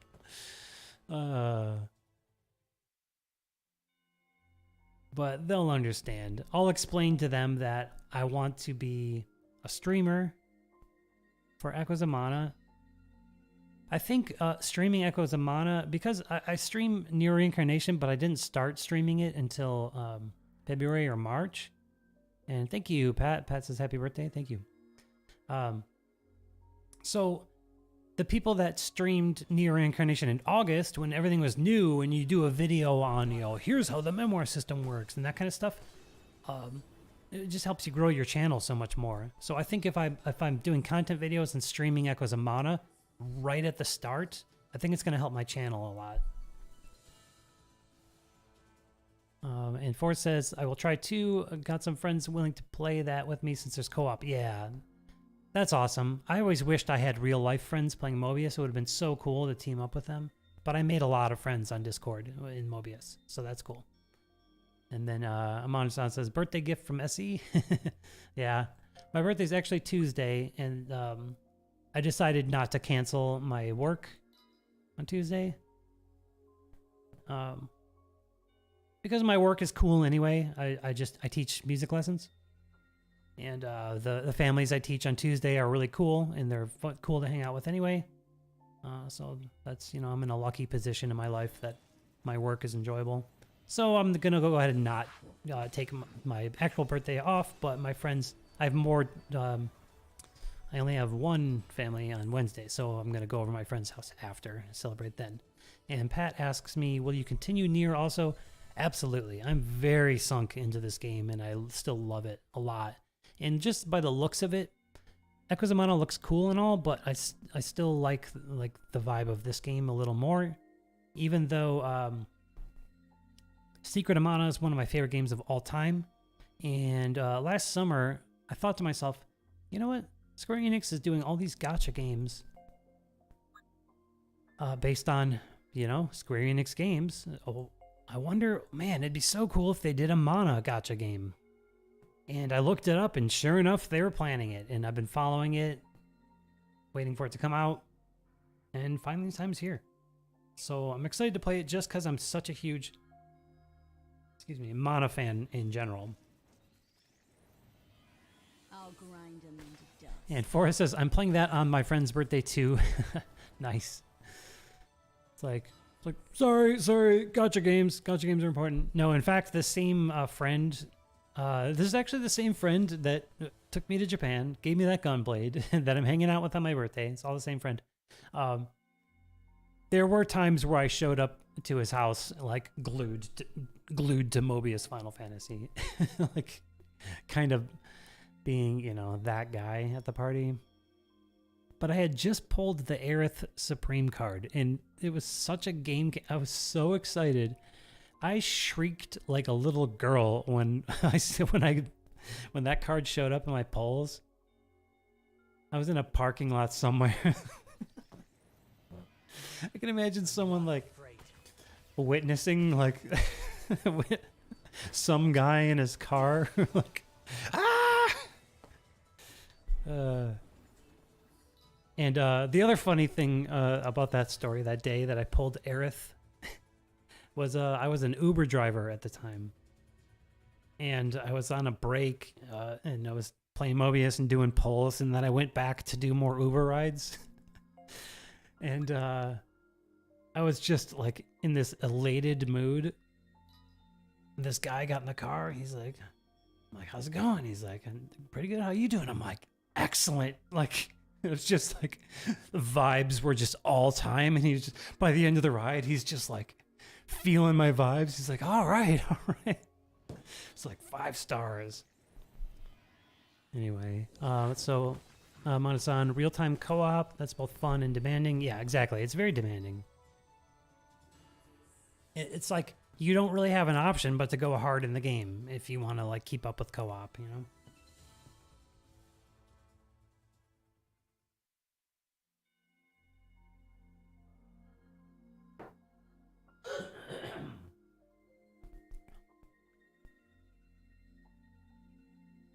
And Forrest says, yeah, I couldn't handle playing Dragalia co-op for long periods of time, but it was fun. Hopefully Echoes of Mana is as fun since Dragalia is closing. Oh, another game closing. That's always a bummer, man. Yeah, spend wisely. If they close Nier, I'm going to be so bummed, and I'm, knock on wood, I'm a little worried because the game has really good graphics, which means it's like heavy on the developer end. It means they need to clear a certain amount of revenue to keep the game open. And when you look at the discords for this game, they're not dead, but, like, I'm like, sometimes I scroll, I'm just like, oh, there's not many people here.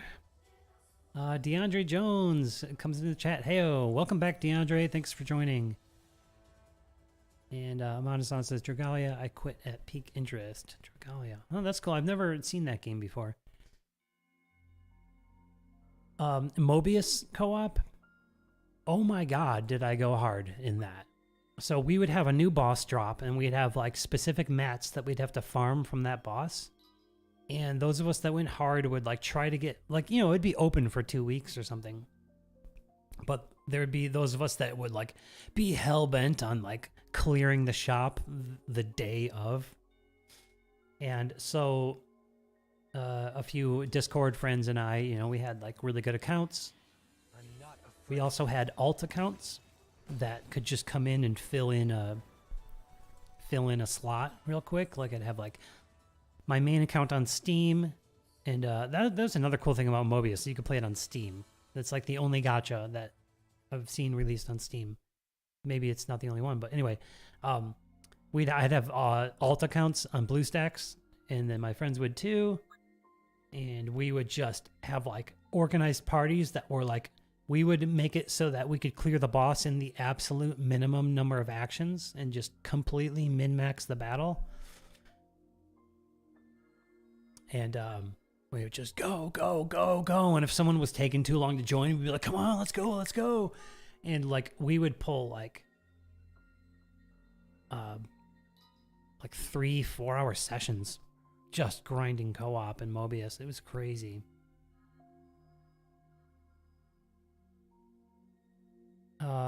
Amanda says, my theory, the more player interaction, the harder to stay afloat. Interesting. Why do you say that? I'll grind them into dust. Oh, you mean harder to like stay afloat, like to be competitive in the game? Because there's more people playing it? Is that what you mean? Or do you mean that the game's staying open? Is the original Brave Exvius still around? Because I know they came out with like another Brave Exvius Vision Quest of the something. What is it? So I don't know if the original one's still there. What's the longest running one? It's got to be Final Fantasy Record Keeper, because that thing is still going, man. But that's been around since what, 2015? That had to have been one of the first ones, right? How long has this style of game been around? I'll grind them. But that goes back to my earlier point, like Record Keeper and Romancing Saga, for example, they have like pixel graphics, 16-bit. Oh yeah, War of the Visions, that's what it is. Forrest says, thanks. Oh, the original Brave Exvius is still up. So that game's been around forever. So if you sunk hard into those games, congrats for you. It didn't close. Mobius was like a ticking time bomb because they had the battle, the graphics even in the battle looked amazing. You'd go in for a skill and it would like it would go to slow-mo and it's all like super like 4K graphics and like the camera would pan around the character as they were like doing their skill, and it was awesome. And then you had full CGI cutscenes.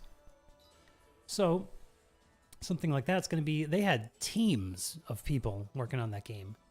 And, it's very revenue dependent. And interest was waning. And it wasn't lucrative for them to keep the game open anymore.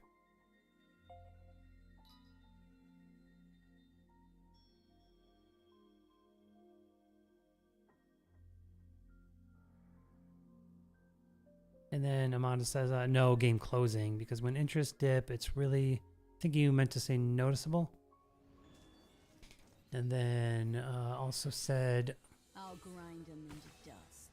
I think Grand Blue and Puzzle and Dragon are among the first. Okay, that's interesting to know. And still around. They predated Android phone. Interesting. Now, I know I played, there are games that are kind of similar. They're not like this, like a RPG gacha, but I played Simpsons Tapped Out, and that was like back in 2012, 2013. And again, it's not like an RPG gacha, but it's similar, where it's like a free-to-play, with microtransactions.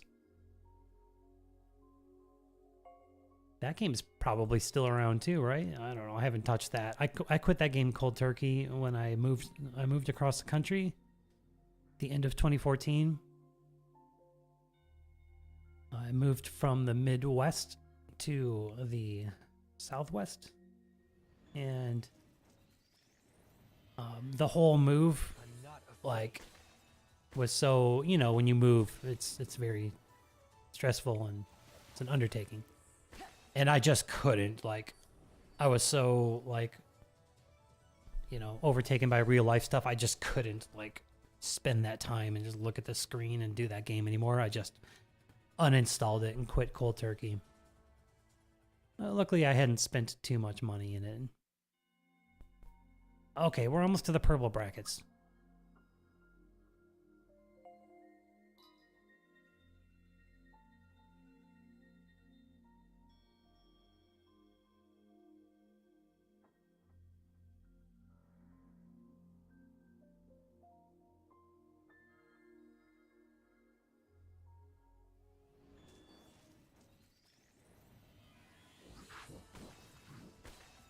This will be my new bot team. I like it.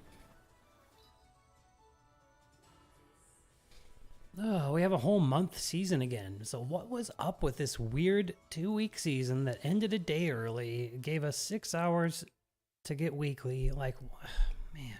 Okay, I'm trying to be over it. I'm trying to be over it.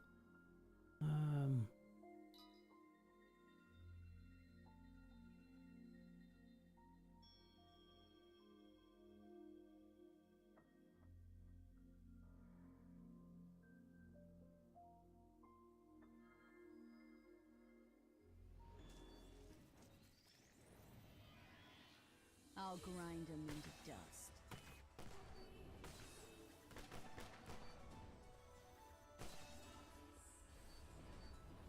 Amanasan says, speaking of old games, was so surprised. A podcast I listened to advertised Maple Story. Never heard of Maple Story. Interesting.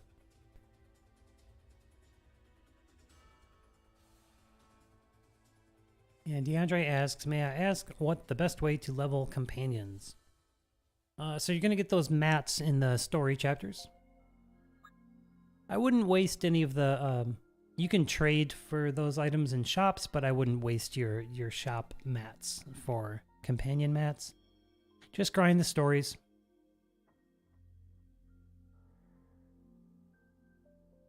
But look carefully, because the chapters that only have 4 stages, you have to grind all 4 of them separately to get the different small, medium, large, etc. Whereas the other chapters that have 10 stages, you just go ahead and grind stage 10 and you get everything. And after a while, you'll have more than enough. In fact, I think I have one companion that I've never upgraded. It was a newer one. And I wonder if I should just go do that. You know how in this game, sometimes they have a challenge where it's like, ascend a character 4 times, and you like already, like people are like, what the hell, I already ascended everyone. Now I can't get the challenge. And one time it was like a limited time challenge too. And like, so I have this weird thing, like I have a few characters, like a few 2 stars that I never ascended, just in case that comes up again. And I have a companion I never maxed, just in case that's a requirement later. And what else? I guess memoirs and weapons are fine. You can always find new memoirs and weapons to upgrade, but...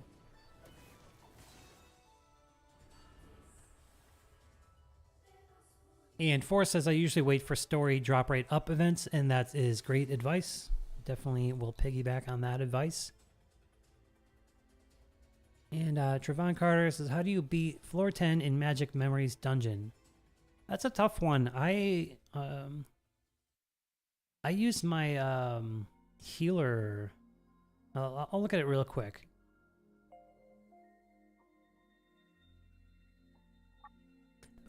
I mean, I could pass it no problem, but farming it was hit or miss. Like, sometimes I would lose. Yeah, so you use a light team, and for me, I would just make sure I had a healer. Like, you might not have this Baldy. She's definitely the best. But this is my team. I think I had Noel here. Because you see her staff is here. And then Lars, because he's my strongest. And I can't remember if this boss...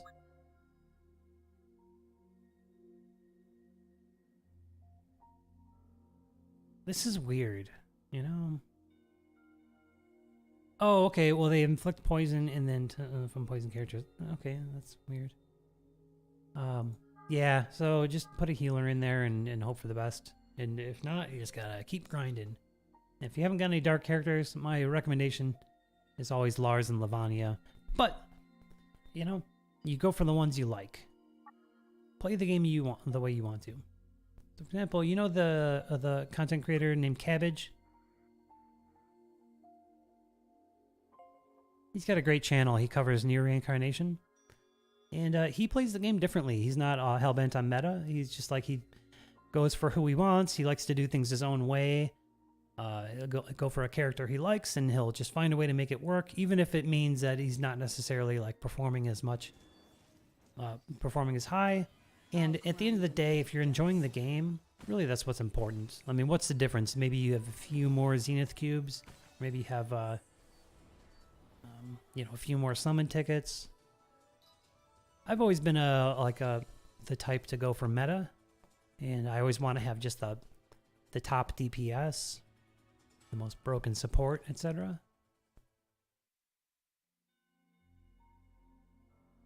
And then Forrest says I just skip ticket it when there's a dungeon drop rate up for farming it. Yeah, that's cool. However, I'm very glad that I like had hoarded a bunch of skip tickets, because when this event came, this boss is a pain with that blind, and I can beat it no problem. It just takes a long time. So I was really happy I had hundreds of skip tickets to drop here, and I'm done. I'm done with it. Boom. So thank God I don't have to grind that thing anymore. However, the only other thing, look at this. I have 23,000 of this, and it just like, oh God, it takes so long. I might just bail and just not use those because it's just so tedious.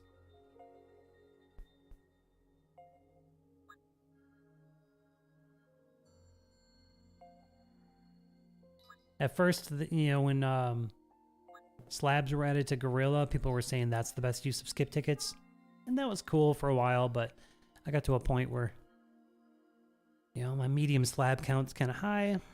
And now I'm glad that I have skip tickets for stuff like this. I think I'm going to do this from now on. Hoard my skip tickets for summon events.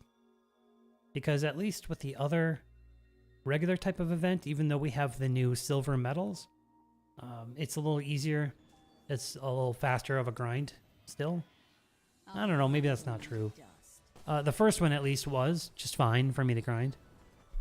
This one was much slower. Like it was maybe almost a half hour just to do a 10 loop.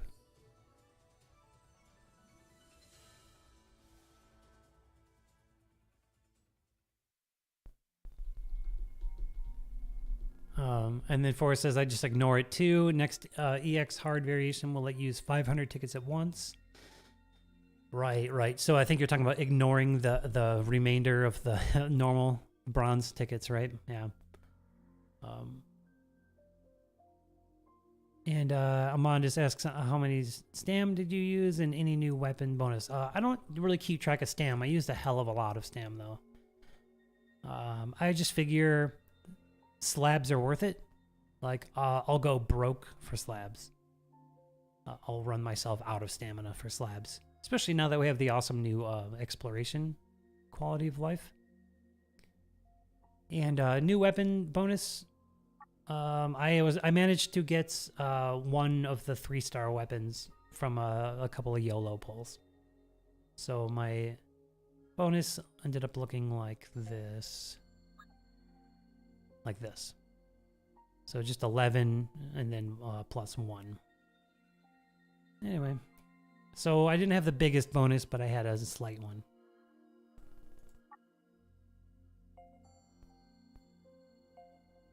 All right, we ready to get into the purple bracket or what?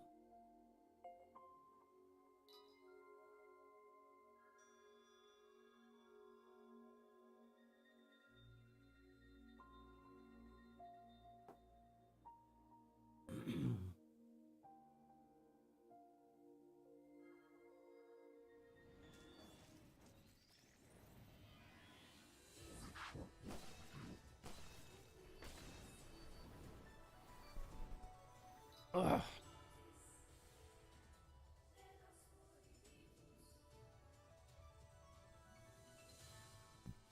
So in any case, I'm sitting on a crap load of large slabs.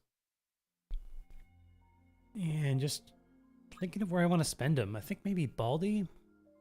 Because if I get that dark Baldy, he'll be more powerful. And then it'll also make my my New Year Baldy stand up to attack in arena, so that could be a good use for them. But I'm tempted to drop them into Akeha, Gale, and Lavania. So I think the best strat is probably to spread them out evenly across those 4. That's probably the best strat, best advice for other players. rather than what I did. I maxed Lars out 100%. Just I like to play like that. I wanted at least one character completely maxed, and that's why my Lars is just an absolute threat. And I finally hit the purple bracket. And Amanda says, not going crazy yet, saving for half dark memory. Yeah. Yep, that's good. That's good. Probably with the new collab, we'll have all around half stam again. And that's where I want to, you know, consider doing reset farming. I've considered it before. I don't know.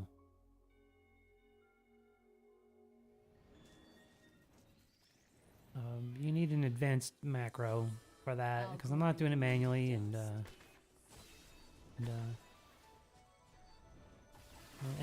by that I mean that of course I'm doing it manually, and I wouldn't dream of using a macro. But the macro, if you were, you know, of course I wouldn't, but if you were gonna do it, you need an advanced macro that can like sense the color or something, and it's like a separate program, and I don't know, man. I googled it, you know, just for a friend, and I saw one, but like you had to pay for it, and I don't know what to do, or you know, who to ask about that, because you're not allowed to talk about. People talk about macros a lot though in the Reddit and the Discord, but then at last I saw like, no, you're not allowed to talk about it.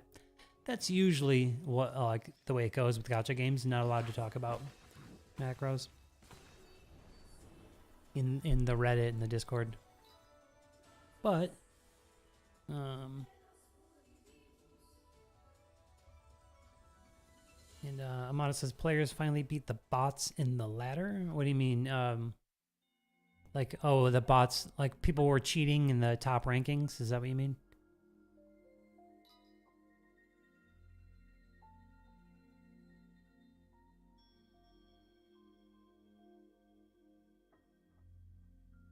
But I'd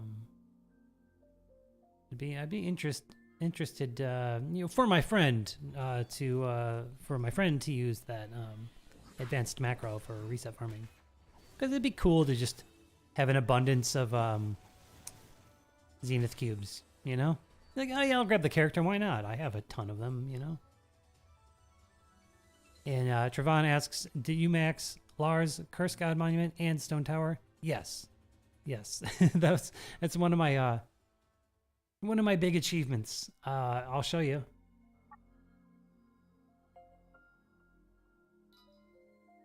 All right, boom, 100%. And then boom, 100%. And look at however, look at all this space over here. I don't know, maybe there's space over here too. They're probably gonna release new.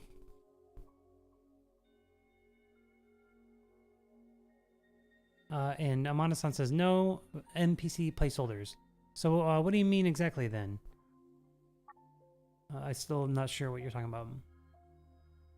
But I want to know. Yep, so I did max Lars out. He's a beast. He's already a beast.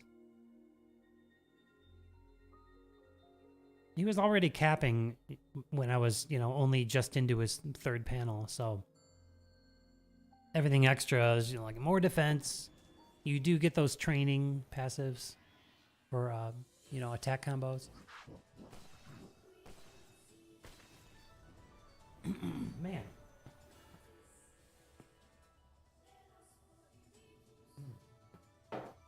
Oh, that's why. My throat is sore from all the screaming I did last night because I was so pissed. When I logged in, I was grinding, right? I did my darks, I did my ads. And then I was grinding the event, and then day change hit, and I'm like, arena maintenance, or arena maintenance. I freaked out. So my throat hurts. Boris says there was an image from a data mine a long time ago that had purple colored slabs. Oh my god, no. Okay, that's cool though. That's cool. You know it's coming at some point.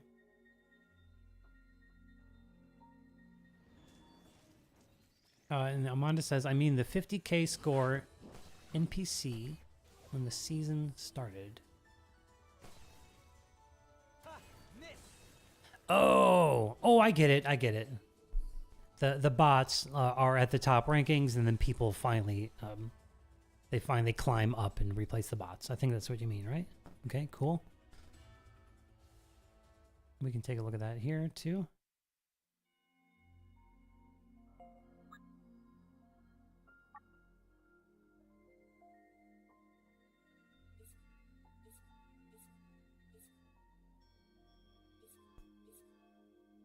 Yeah, I get it. So the first 5 are real players now, but the other top 10 is still bots. Interesting. So these people hit it hard. These people hit it hard, man. They've been grinding hard ever since 7 p.m. So let's keep going.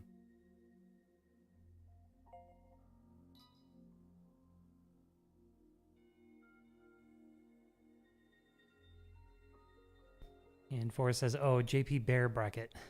LOL. JP Bear, is that a player? I saw that somewhere. I can't remember what it is.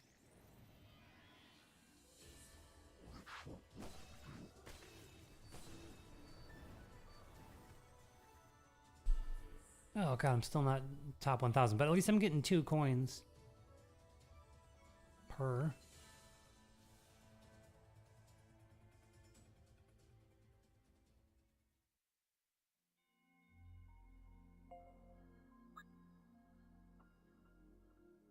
Or it says, yeah, the #1 guy in your bracket currently.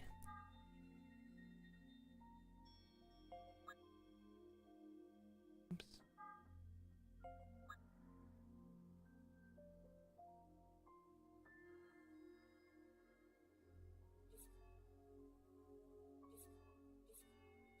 Well, I don't know.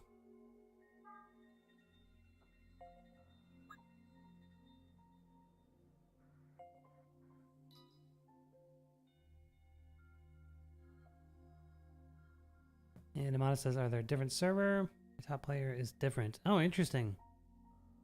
Shouldn't be different.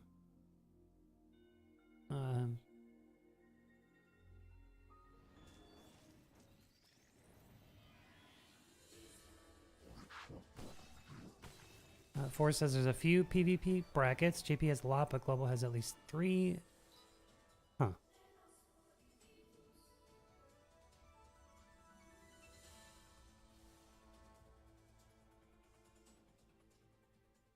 Maybe I'm using the word bracket differently. I thought bracket was like which one of these you're in.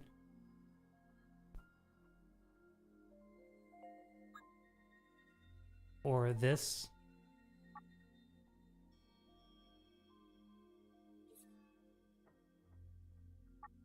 Oh, like each what? Mouse is frozen. Each one of these 5 is a bracket? Or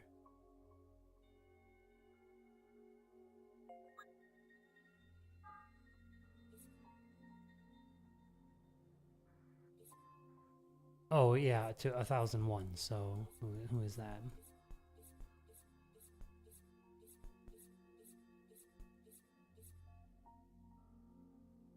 Winfried. Yeah, they're all bots. Hermione. Oh, nice. There's a bot named Hermione. I wonder if... Oh, interesting. Bracket means the pool of players you can face in PvP. Interesting. So that doesn't have to do with these dots, and it doesn't have to do with this? It's something totally different you can't see, or what?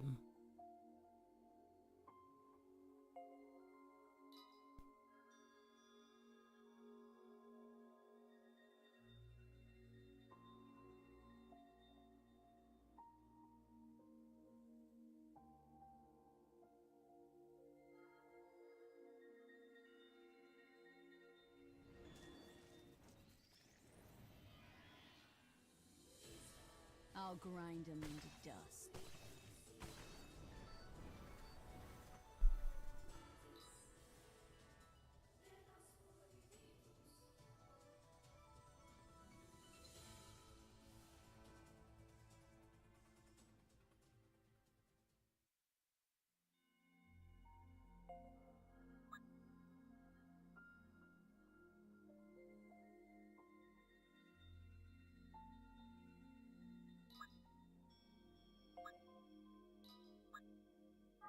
It's crazy when you see Rayon's videos because they're all they've grinded this so much they're all out of those replenishments, and they drop gems, and it'll be like the final 10 minutes of the season, and they're just dropping gems.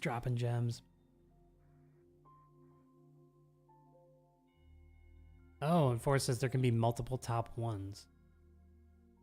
Huh. I'm not afraid.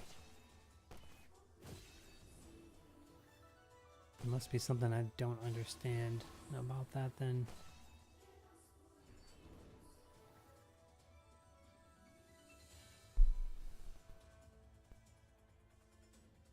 And Amanda asks, are some of the bots 200k bots? I don't think so. I think only, I think the bots only go up to the 70k. Oh, because some of the names are generic, Amanda says.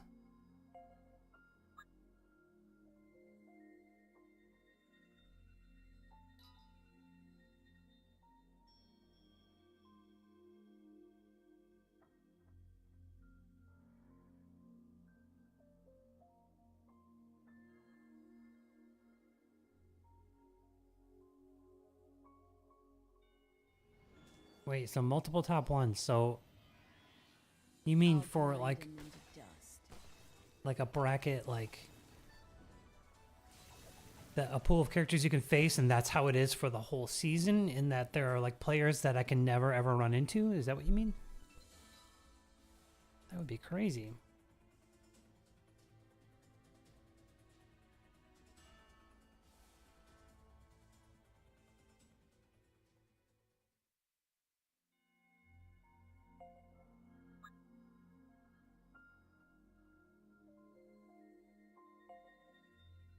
I thought it was something like that, but it's like depends on where you're at in rank. You can only face people that are near your rank. But that if somebody's number one, they are number one, and you'll always see the same person as number one. But there's something I'm not understanding here, because Amanda says that they're seeing someone else, and Forrest is saying there can be multiple.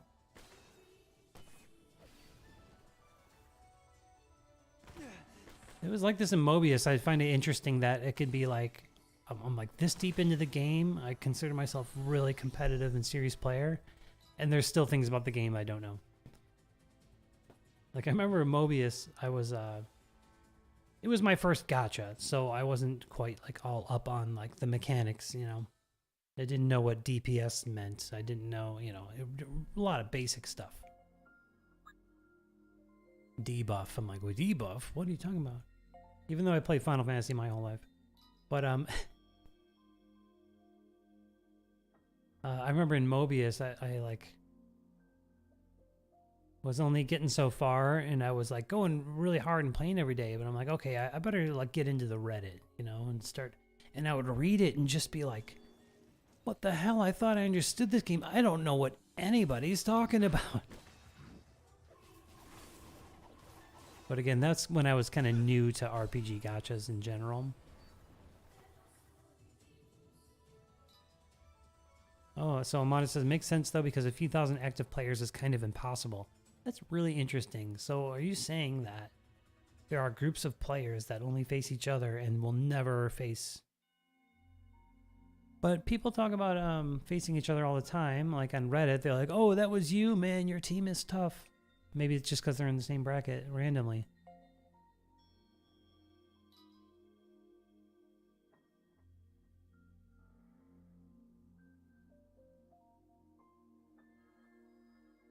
And so Forrest up here says there's a few PvP brackets. JP has a lot, but Global has at least 3, I think, last I checked. How do you check? How can you see? Okay, Forrest comes back. Every season you get divided into a pool bracket of players, and among those you compete with top ranks. You won't find players from different pool bracket that season. That's how there can be multiple top ones, and how top ranks you see in the season can be different.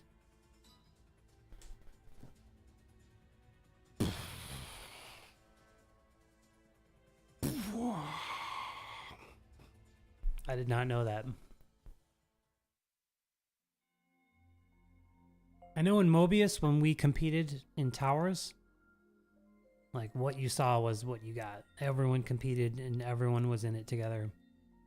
So that's interesting. I didn't know that this game did that.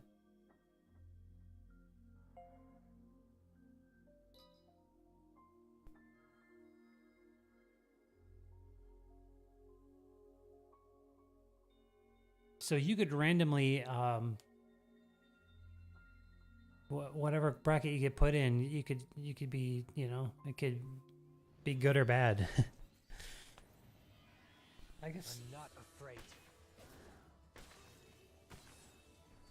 I guess there'd be enough players that like you could achieve similar success either way. But maybe in one bracket you get put in, there's like a certain group of players that's really tough for you to go up against, and it prevents you from going as high as you could. Forrest says, usually we just wait a bit to climb and see who's in the top one and compare with other players to see what bracket you're in. Interesting.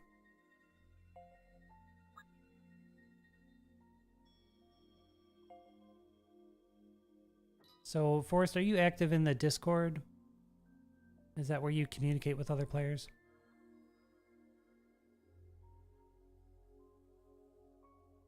And as I mentioned earlier, which Discord? I just found out there's an official Discord that I haven't joined until like yesterday.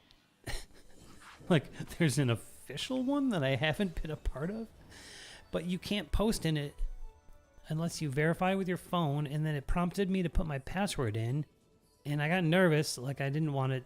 I couldn't tell if it was like a phishing, you know.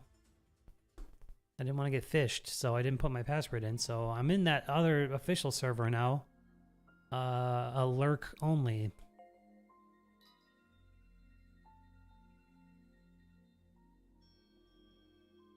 And Force says, I used to just chill by myself. Now. Okay, right on. And probably talking about the Reddit Discord server, right? That's the one I've been in since day one. I figure if it's in the Reddit link, it's got to be the official one, right? I think some people think that's the best one, but then I just saw that someone mentioned there's 3 Discord servers. So what's the third one? I feel like I should be there to help advertise my channel. I am approved in the Reddit Discord server, not the official one, but the Reddit one. What I think is the Reddit one. I am approved in there to post in the creator channel, so that's nice. I don't think I get any traffic from there, though.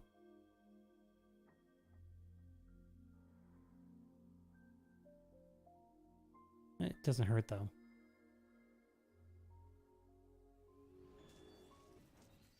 Oh, I see. Forrest says there's a Reddit server, official Discord, and an old JP server. Oh, okay. Interesting. So the old JP one, like, I'm not missing out on anything then?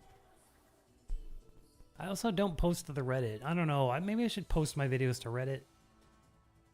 I don't know. People are kind of toxic on there. Maybe I'm just kind of being too shy. But you know what I noticed? That whenever someone posts on the Nier Reincarnation Reddit, they just get mad upvotes, even if it's like not a great post. So that's pretty cool. But the comments get a little toxic. Which is the case in any gacha community. You know, people are like, no, you should blah, blah, blah. You should really be focusing on, you know, like getting so worked up over what someone else is doing in a gacha game. Like, just play the game the way you want to, man. I guess if you're arguing about like what's the best advice to give someone, okay, and there can be some debate, but of course, you know, you got all sorts of folks, you know, you got younger you know, younger people. They're still in that phase of their life where, you know, they're get toxic in the comment thread. I'm too old for that, man. I'm like, be courteous or GTFO.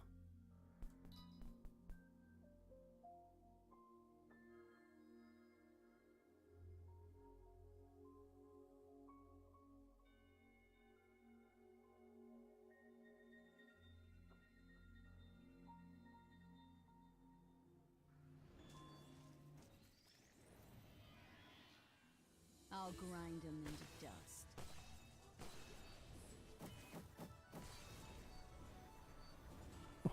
That counter looked awesome. Yay, top 1,000, finally.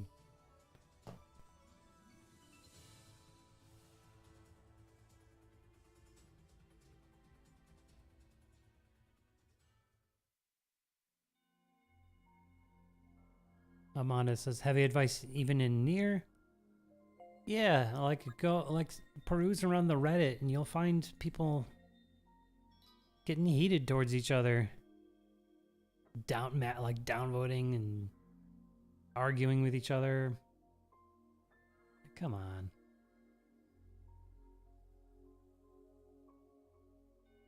Back in like Mobius days, like if you got lucky in your polls and you just were excited and just wanted to share it, people like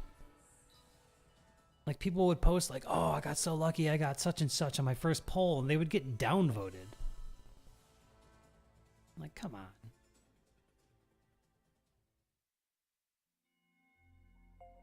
Let the person be excited.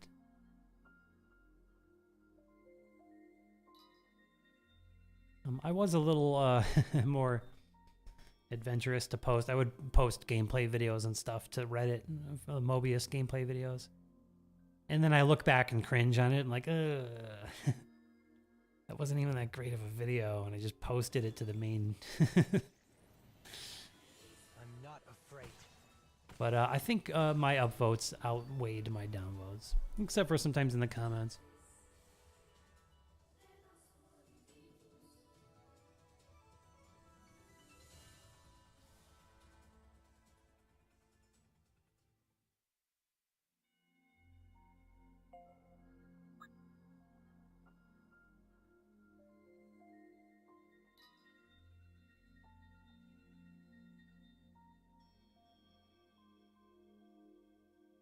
All right, almost 2.5 hours in. I'm gonna go for at least another hour on this stream. This is cool. I appreciate everyone stopping by and chatting. I'm in a way better mood now. Afraid. I don't know why, streaming just puts me in a good mood. I was really upset earlier about Arena.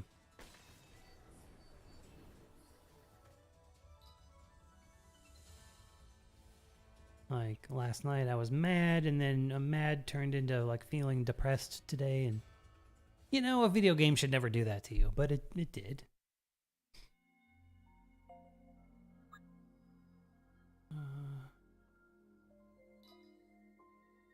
So what did I miss out on? You know, the tickets, the Zenith pieces, and the coins. Those are pretty good rewards, but at the end of the day, they're just digital things in a game. And, you know, in like a week or a month's time, am I gonna, like, notice the difference? No.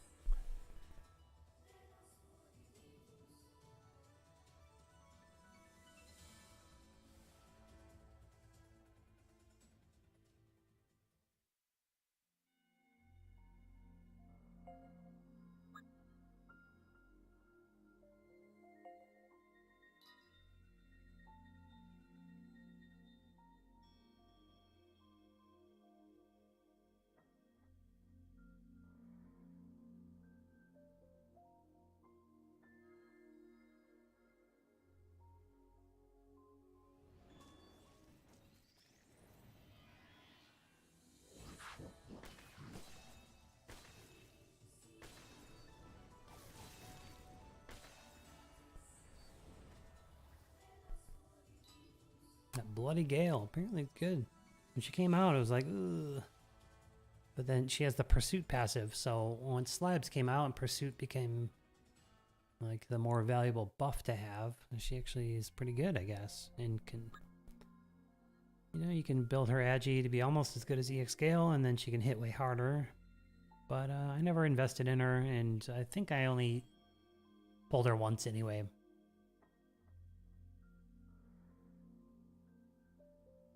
Okay, so Mondes says, is it worth it to book Faceless Noel for PvP? Currently sitting on level 80 and 6 books.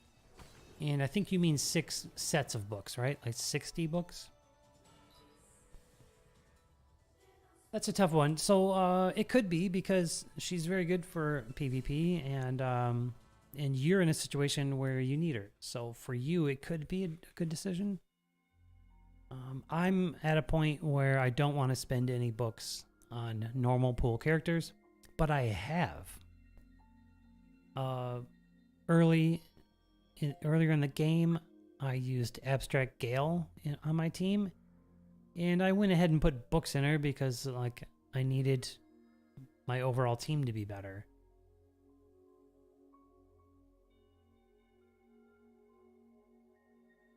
Bloody Gale at 70 plus 0 books.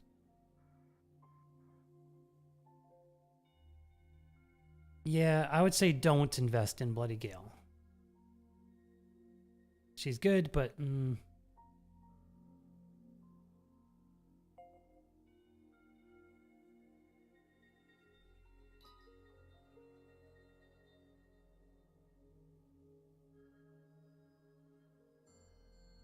oh, 6 of her books. I hate how they yeah, I hate how they do that. You get an odd. I guess the odds can add up, though, maybe sometimes. I've never had it happen, but it could.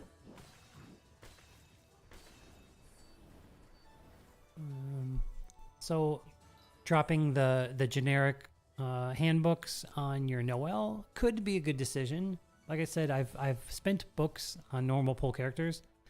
For example, when I got the new Baldy Healer, I went ahead and threw books to unlock her. So I've done that a lot. I've thrown books on normal pool characters to unlock them, like the characters that are really good.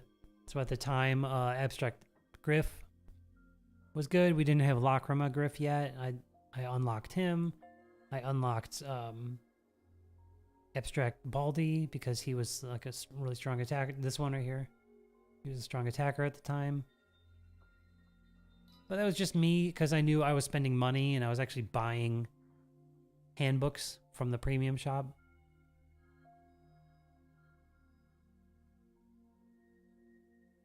So it all depends. So it could be a good decision for you.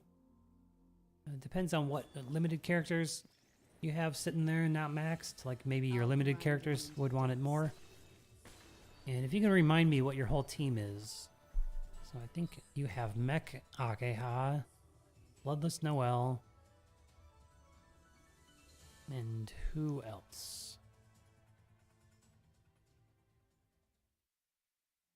How's the dark character grind going? Because if you're getting Lars, you're going to want to put him on your team no matter what.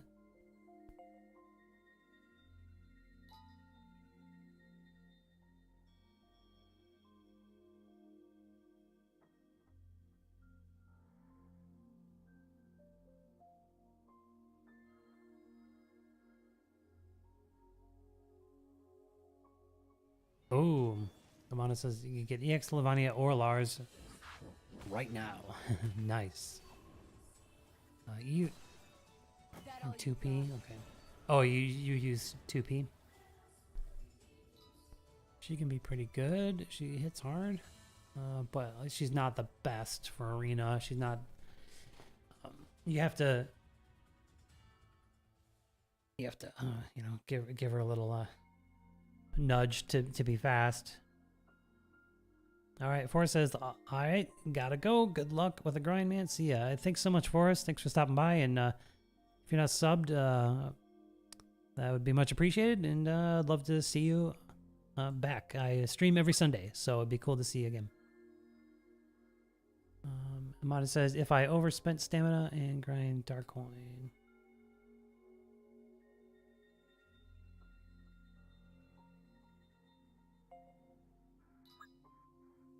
Two P's, you're only 90. Yeah, I was in that boat too. My original team was like... Oh, by the way, I kept my original team just for nostalgia. Just so I could always remember. And here it is. So I had Mech Akeha, 2P, and Abstract Gale. These were the weapons I was using. So I kept this because I always wanted to remember like how far I've come. And then I got Lavanya, and that's when I hit up the Discord and I said, okay, who is Lavanya going to replace? And they said 2P. And I'm like, no, she's my only 90. At the time, she was my only 90. I'm like, how could I not use 2P? And they're like, yeah, well, Gale, she's faster. And Mech Akeha, she's fast and has training. So, yeah. But, So you used 2P, Mech Akeha, and Bloodless Noel? And how many, here's the important question then, how many advanced handbooks do you have?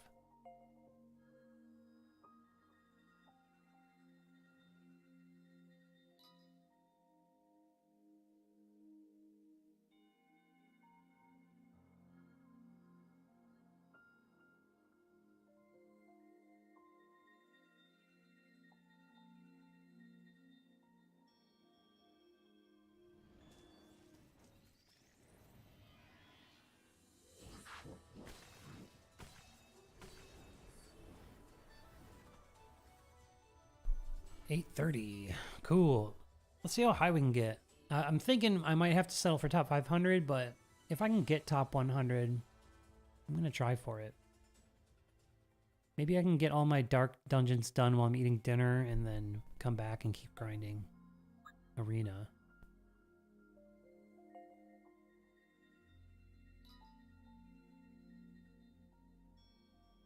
You had 114 bucks, now 84.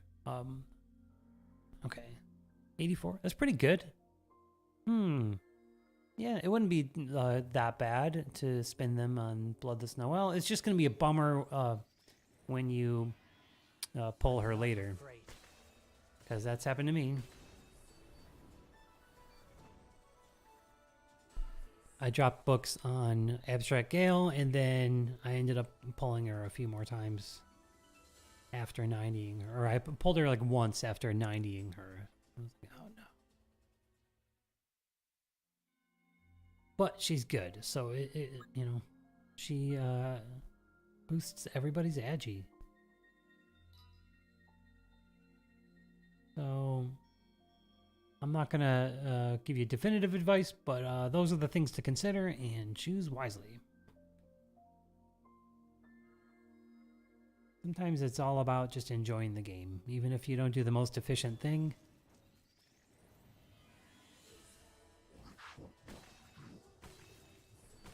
Because taking a character to 90 is a big difference.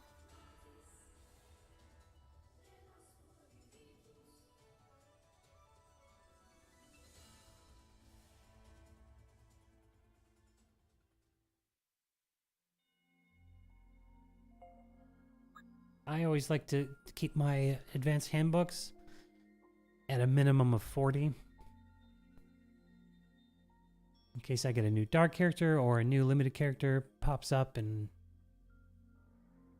really I save it for a dark character. And then I try not to go below 40. That's just me. I'll grind them into dust. And Amanda says, from game with S rank arena list, I have 2B, both Gales, Faceless Noel, so I'm good. Just who to choose to 90. True, but also keep in mind, you might want to find like a Reddit post about tier list, because on game with they don't include the dark characters in that list. So 2B, I would say don't invest in her. A lot of people are talking about how like she kind of isn't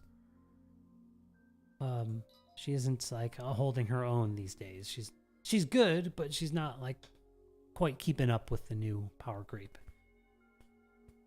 And the Gales, like Abstract Gale, I have her. She's cool, but she just doesn't hit hard enough. And then the Bloody Gale,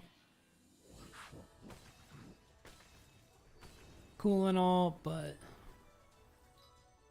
the Pursuit passive is the only thing that makes her good. Her base stats are just not great. So they don't have any dark characters on that tier list. So like Lavanya and Lars and EX Gale and all those three are really the ones that are great for PvP. Those are all better. And even EX Gale is kind of like a tough sell now that we have the new Noel about to come out. And I don't know, I guess I was saying that earlier. People are saying the Bloody Gale is better than EX Gale. I don't know. And Amada says, makes sense. We'll take my time this month. Yep, that's cool. I'll grind them into dust. Take it easy. Sometimes you'll be grateful that you held off, you know? I mean, it's the end of April now. We might get the new collab sooner than we think. And then all of a sudden, maybe those new limited characters are just broken as hell. And you're going to wish you had all your books, you know? That's why I'm a little reluctant to grab a new dark character right now. Because I don't know if I want to sink 40 books right now. With all that on the horizon. In fact, I'm not going to. I gotta see those new characters first. Amanda says, by the end of the season, we would know 14 collab and maybe Dark Memory grind. Yeah, exactly.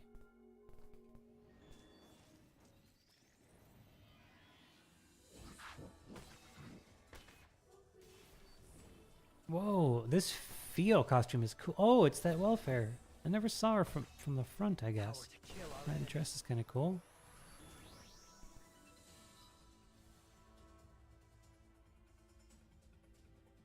I didn't notice it was yellow.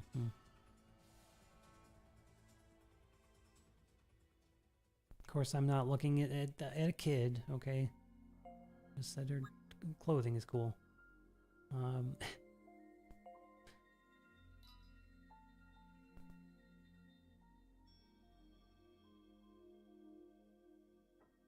But that's the welfare one. I do like Fio. She's cute, you know.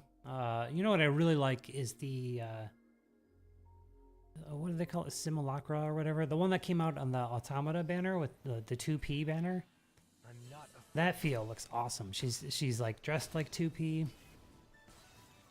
And she's a healer, really cool. And I just never pulled any dupes, and I don't want to put any books on her. And I haven't really invested in Fio slab-wise either.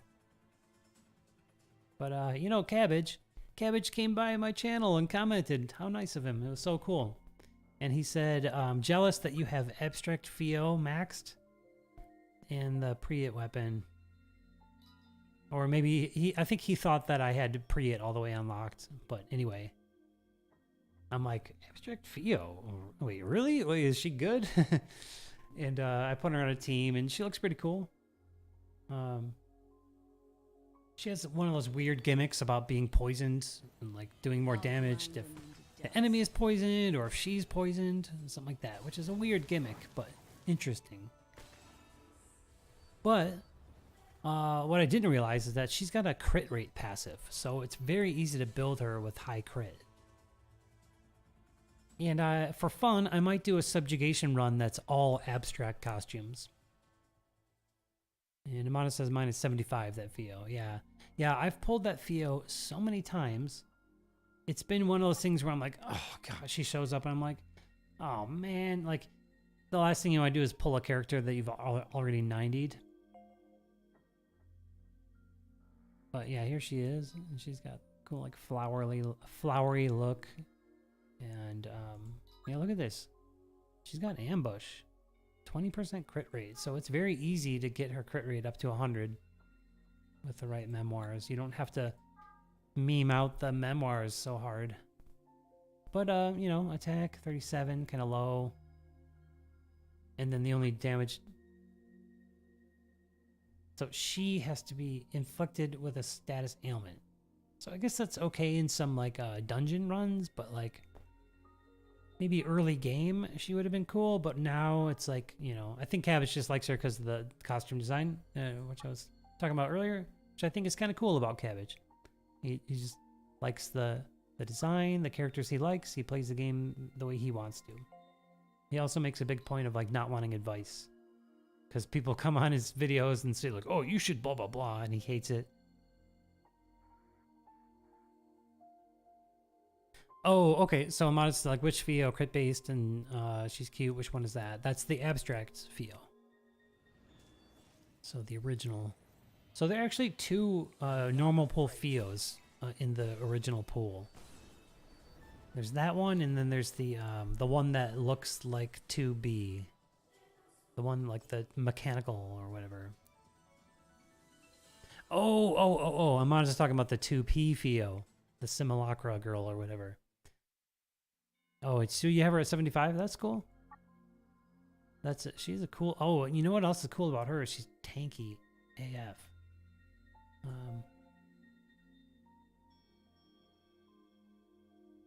So yeah, this is the abstract Fio. And what I was saying is there's another normal pool Fio that looks like this costume. Like it looks like 2B. Here she is. This one's called Mechanical Girl. And just kind of tanky, just not really good. And then where's my simulacra? Here she is. Like that costume is just so cool. Well, you know, she's dressed like 2P. Oh, Pursuit? What? Oh man, that could be cool. But look at the defense, 4 effing thousand, man. Holy crap. Even at like not even unlocked, she's at 4,000. And then she's got a 3-hit that heals 30. So I'd love to use her more. Books are too precious for me to justify spending them on her.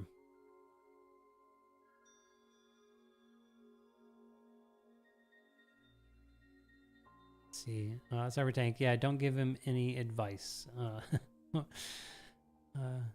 Cabbage. Right. Yeah. And Mon says I saw that. He gets mad. Yeah. I love Cabbage. That's because Cabbage wants to just like play the game the way he wants to play it. And I respect that. Because I was just saying earlier, at the end of the day, if you go meta or if you go the way you want, what's the difference, you know? Yeah, there's a difference. You're gonna have more cubes and you're gonna have more like whatever slabs, and you're gonna have more of everything. But if you do that and you're not enjoying the game and now you're not playing the game, then it wasn't even worth it to go meta, right? So I like to do a little balance of the two. I definitely like to go meta. I'm definitely reading the Reddit and reading what the Reddit scientists say, and I'm like going for the top DPS and the broken support. And but I'll make decisions here and there, like you know, oh, this character just looks cool. I just want to have fun. I just want to play the game, you know?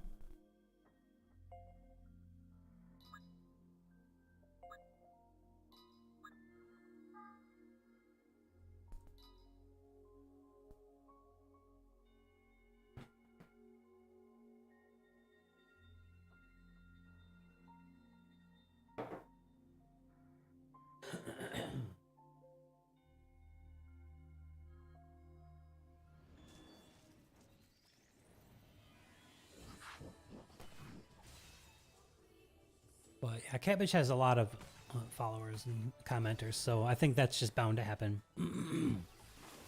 People coming in and giving advice and whatnot.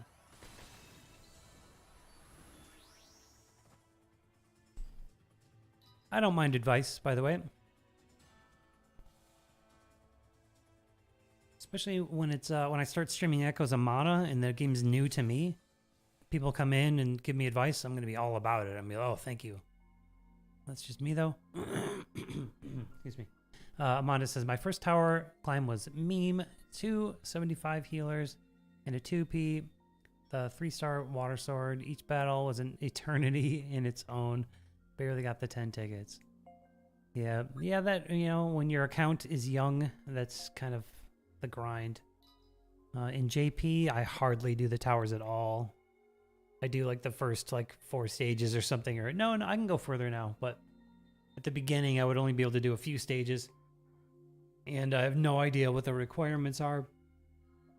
Although on the Reddit Discord, there's somebody that translates it. I'll grind them into dust. There's the abstract VO.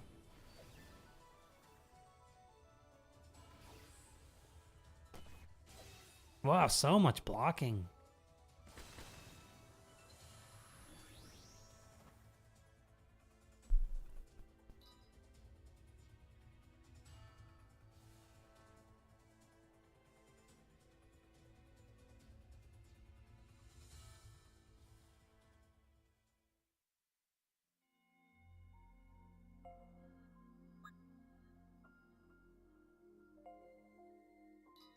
How many battles do I need to get a cube?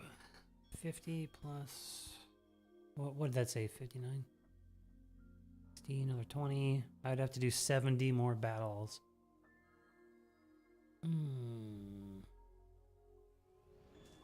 You know what?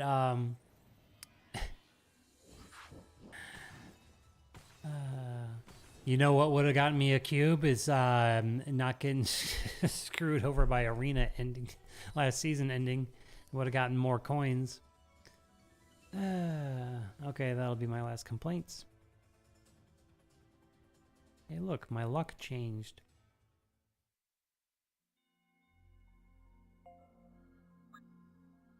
Yeah, so 40 and then another 50 in.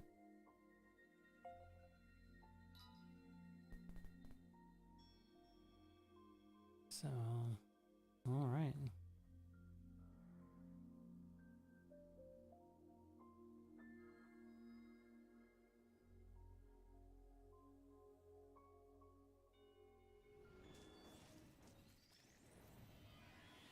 I'll grind them into dust.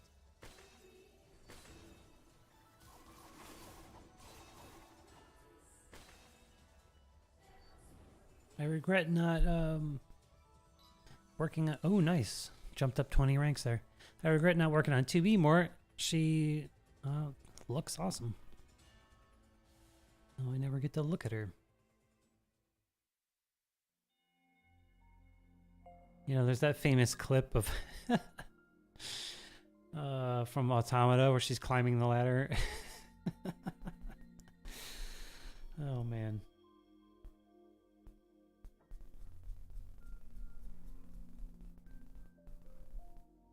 You're just like, yes, climb that ladder. I agree. I agree with you climbing the ladder. I'll grind them into dust.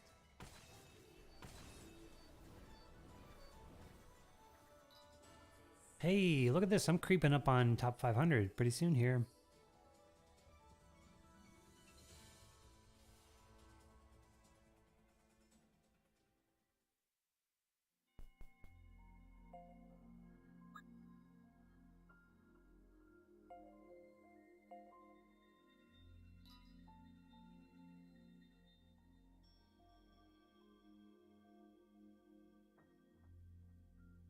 What's the lore of 2P? Amandas asks. So I haven't played it, but I was curious about 2P.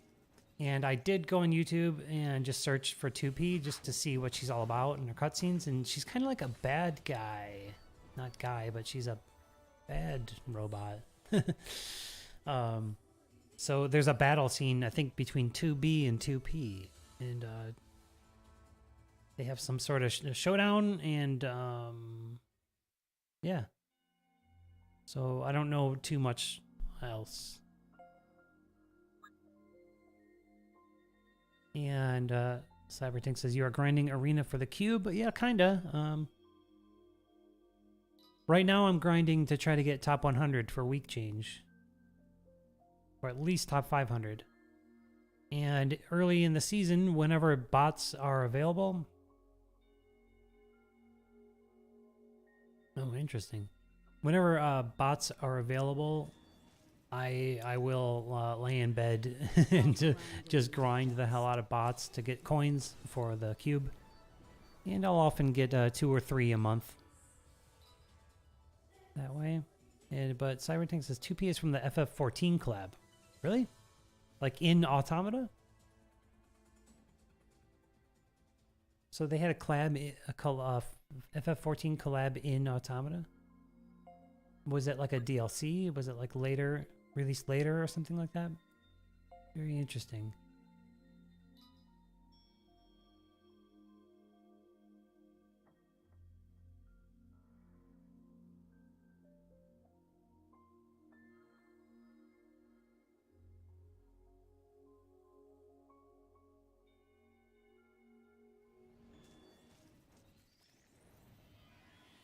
I'll grind them into dust. Cybertank says FF14 had a Nier collab. Really? So the scene I saw was from FF14 then? And Gamer Revolution says Nier collab in FF14. Same thing. So Gamer Revolution, thanks for stopping by. Thanks for joining the chat. It's always great to see new faces. Welcome.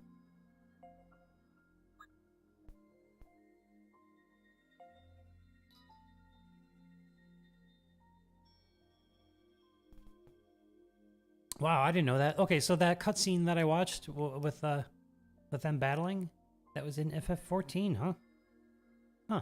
I thought it was I mean, I didn't think like I knew, but when I watched it, I figured it was Automata. I'm not afraid.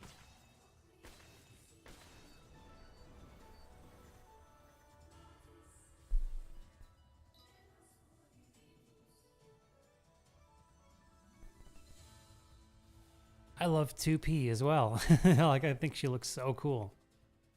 I like the short hair, like 2B, 2P, like the chin length hair. Noel has it too, right? I just like that look better than the long hair. So I really like 2P. I love her dress. I love her costume design.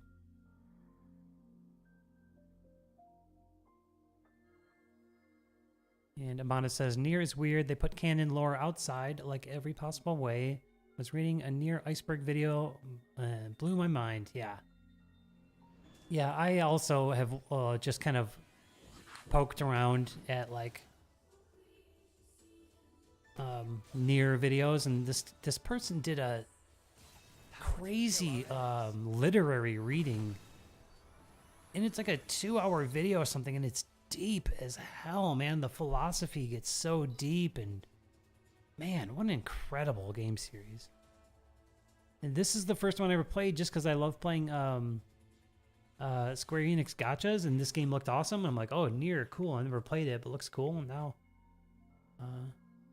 Cybertank says, speaking of FF14, do you plan on playing on the Of course I do. Yes, I've been saving for that. Kind of. I need to actually whale a bit to get back to 60.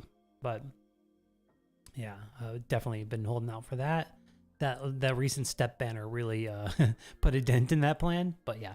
And then Lemmy Prescott says, LMAO, me too. Lemmy, welcome to the channel. Thanks so much for dropping by the chat, and always welcome to, always good to see a new face. Thank you for joining. I hope anyone new here subscribes and joins me on my streams. I always stream on Sunday.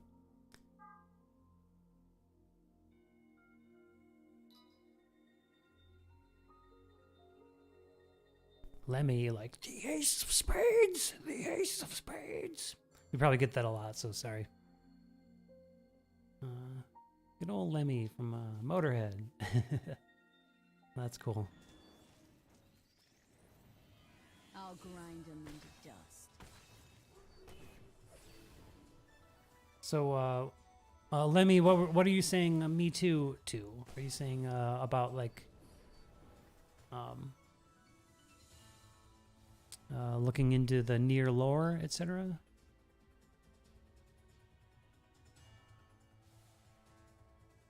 Or was it something I was saying a few minutes ago that you're agreeing to?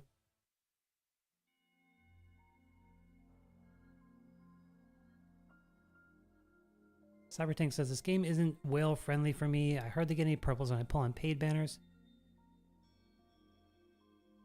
It's been pretty good to me on the paid banners.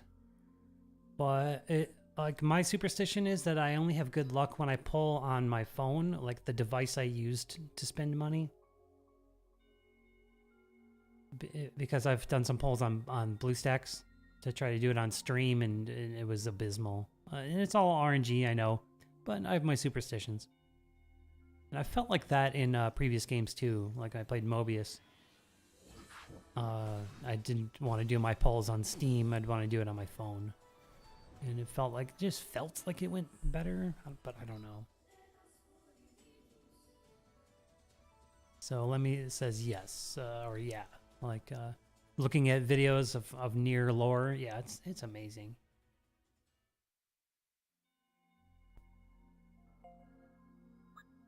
For the longest time, I haven't kept up on console games in general, so that's why I've never played like Automata or Replicants or anything like that. In fact, in 2006 I got Final Fantasy 12 for PS2, and then the PS3 came out, and I'm like, I'm not buying that. I'm broke, I was in my 20s at the time, and I was just really focused on being a musician. And I went through several years there where I almost never didn't play video games. Really focused on my career and whatnot. And then the PS4 came out, slept on it, slept on Xbox, slept on all of that. And then Mobius Final Fantasy came out, and I was like, it has incredible graphics, and I was like, oh my god, I can play a game that has console level graphics on my phone? And that's what got me hooked into... At first I was like, oh no, it's one of these games where I have to attend to it all the time, and I have to keep up with all the new updates, aka it was a gacha game. And then it eventually sucked me in. And now I love playing RPG gachas. Okay, Lemmy says there's a canon book read at concert like... WTF. And yeah, so because I was talking about that that video I came across where this guy did a literary reading of Nier, and it's just so deep, of Automata specifically, I think. And Amanda says, heard of that, and it's only one night out of a few. Oh, really? Oh, like an actual reading at a concert? Huh.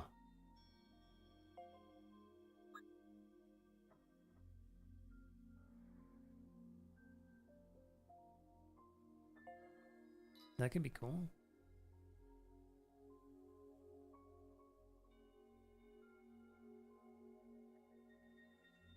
Oh, Mondes, I missed something. Mondes says, I believe in lucky time of the day. Okay, interesting. I'm always open to hearing other people's superstitions for pulling. If you've ever seen me pull, I have one where I go, I hit cancel. Like I'll go to pull, cancel, pull, cancel, pull. I'm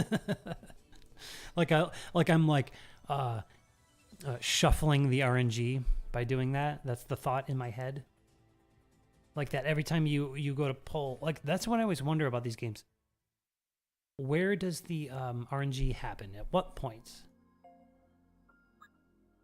So, for example, this is what I mean. So if I go here, and let's say I'm pulling on Replicant or something, and I go here, and I can click yes, but I'll say no. So I'll do it a few times. But at what point does it roll the RNG? Probably boom right there, right?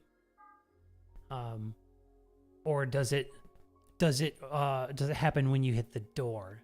No, actually, I know that it doesn't, because you'll have the little mission thing if you like completed a collection. after you hit this. But back when I played Mobius, I was like, where does the actual RNG happen? You know, and can you like shuffle it? What, you know, is it like, and is it programmed in? Does the game already decide, okay, you're gonna have a shitty one, shitty one, shitty one, good one, you know? And can you shuffle it by you know, canceling out? I don't know. But okay, let's see. And Lemmy says, Nier lore is everywhere you turn. That's cool. Yeah, this is very cool. Deeper than Final Fantasy, right? I'm not afraid. I guess depending on the Final Fantasy. What's your favorite Final Fantasy game? It's hard for me to decide because, like I said earlier, I love 12 because of the side quest action. But 12, I'm not in love with any of the characters. 7, of course, is like usually everyone's favorite. It's incredible. It's like a game changer for when it came out. The music is godly incredible. Usually the music is in those games. You know, deep, immersive. 8, I love the characters, but the game itself was like, you know, there's like some things people really don't like about it. I'm not afraid. 9, a lot of people love 9, and I have no qualms with 9. I also liked it. 10, I loved it. Love the characters in 10. Only criticism is that it's too linear. It doesn't open up side quests until the very end. That was kind of a bummer for 10. 10-2 was god-awful, but I played the whole thing and tried to 100% it anyway, even though it was god-awful.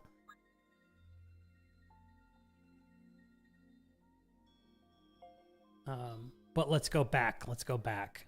So Final Fantasy IV, which was originally called Final Fantasy II in the States, was the first Final Fantasy game I ever played.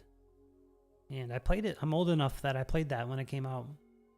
And then Final Fantasy VI came out, and it was called 3 in the States. Those two are just like, have such a special place in my heart, especially 4. So I have to say that Final Fantasy IV is my favorite Final Fantasy. Even though it's an old pixel, you know, a 16-bit pixel game, like I love the story. I love the characters, very attached to the characters, very, just the story's so cool. There's so many cool elements in that story. Let's see here. So, Lemmy in the chat said the author signed all of it. That's cool. And then Amanda says, heard of beginner's luck RNG, like secret rate up to lure people to stay. I absolutely believe that's a thing. Also, if you haven't logged in a long time, and you come back, you're very likely to have like a very good pull to try to, the same thing, lure you into like coming back to the game. And Lemmy says 6 is their favorite. Yep. 6 is awesome. I played that when it came out and played it all the way to the end and beat it. I think I was in 8th or 9th grade.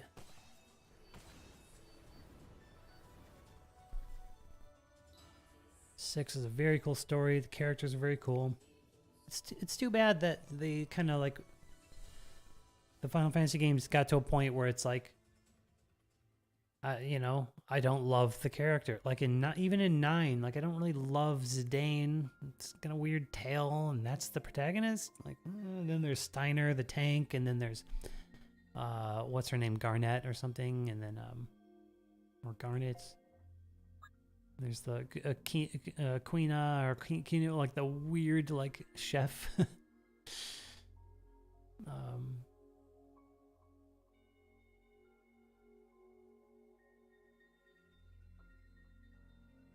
And Amanda says the first on NES is my first at a cousin's house. Every time I go, I just play without save. The first Final Fantasy, yeah, I never played it. I was actively playing NES at that time, but I didn't get Final Fantasy. back then it was like a tough sell to get a new game. You either had to wait for a birthday or Christmas or something because they were expensive, and games were so new. They were like kind of very looked down upon in the public eye. If you were a gamer, you were a loser, you know, back then. And you would go to the store and rent video games. So, yeah. But for some reason back then I never played. All right, top bracket, whatever you call it. Never played the original Final Fantasy. I tried to come back and play it later as an adult, and I just couldn't. It was just too. It was just too tough, too primitive, you know, to stay into it. And now even like going back, I don't know, when I was like in my early 30s, I went back and played 4 again, the whole thing, and enjoyed it. But now when I go back, it's tough to sit through all the you know, the turn-based battles. It's just it's a grind that takes a lot of patience these days. Now that we have so much more. But that's why Final Fantasy IV was the first one I played, and just loved it back then. And then played Secret of Mana. And then, let's see, Amanda says 8 is the one I start getting into console. Cool. And liked 4. You start as the bad guy gone rogue. Yeah, that was cool. But kind of, like, Cecil didn't want to be a bad guy. He was kind of forced to do bad things, and then it was banished because he didn't want to. Amanda says, for that, my favorite new Star Wars character is Finn. And then Cybertank says Final Fantasy Tactics was my favorite. Yeah, I never played Tactics. Cool. So, let's see. I skipped Final Fantasy 11 because it was MMO, and I was like, back then I was like, oh, no way, I'm not playing an online game, you know, and I didn't have a PC to handle it anyway at the time. And like I said, I played 12 and loved it. Really sunk time into that game and never finished it, unfortunately. I got all the way up to, like, I mean, I have it sitting there. I could fire up my PS2 and go complete that game. I have my characters at 99, and I just haven't gone to the final place. And I didn't do Yasmat, the final mark that takes like 6 hours to beat or something. But that was the last one I played, and so I kind of dipped out of the video game scene after that, you know, in the late 2000s and the 2010s. And again, it was Mobius, you know, that kind of got me into this whole thing in 2016. Now, you know, I'm an older adult, and I went ahead and got a console. Like I said earlier, I got a Nintendo Switch. I thought it'd be really fun to get a Switch and play Mario Kart, and then I got into all the Metroidvania games, and I got Octopath Traveler because it reminds me of old 90s RPGs. I'll grind 'em in. But I didn't get that far in Octopath yet. It's kind of sitting there like at the chapter 4s. I think I've completed chapter 4 for most characters in Octopath.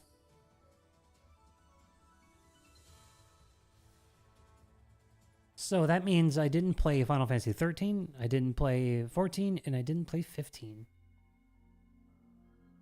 Lemmy says, don't remind me of the 6 hours of hell. Playing Yasmat. Yasmat came back as a Supreme card in Mobius. That was cool. And also, I've seen, I think there are YouTube videos of people beating Yasmat in like only 30 minutes or something. And Amanda says you can try 12 with the limited job system. Yeah, they did a 12 remake, which I never played. I still want to go back and complete my original copy of 12.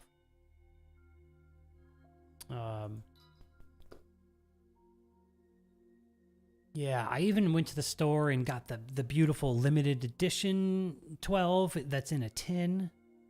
And I got the beautiful limited edition version of the strategy guide that has a random character on the front, which for me was what's her name? It's The girl character that's like a different species. Either her name starts with a V or her species starts with a V. Oh, I didn't realize that I've been in the top 500 for quite a while now. So I should hold top 500 even if I stop playing. And Lemmy says I almost didn't finish it because of that. That's funny. Well, that's what happened to me. I was like, oh man. There's also Omega Mark 8 or something like that. That's also a really tough battle, and those are the 3 things I have left to do in 12. Yasmet, Omega Mark 8, and the Sky Fortress Bahamut to go actually finish the game. And Cybertank says the Bunny Girl. Exactly. That's who I have as my random character on the cover of my strategy guide. And I kept that strategy guide in like pretty mint condition too. I would make sure to like hold it by the spine when I opened it so that the spine didn't wear out. I'm really obsessive about my things, keeping them nice. By the way, this is an iPhone 11 that I've had for 2.5 years. Wait.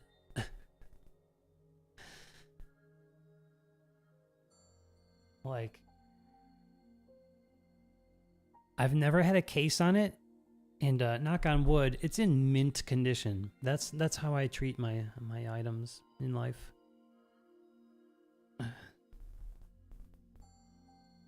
Now that I said that, the universe is gonna jinx me and it's gonna like fry or something. But I've okay. Let me says MK8 was okay. That's cool. I gotta, you know what? Now that I'm talking about it, I gotta fire up that PS2 and go back and finish that game. I mean, I went to the point of my characters being level 99. That's something, you know? To do that in a Final Fantasy game means you played it.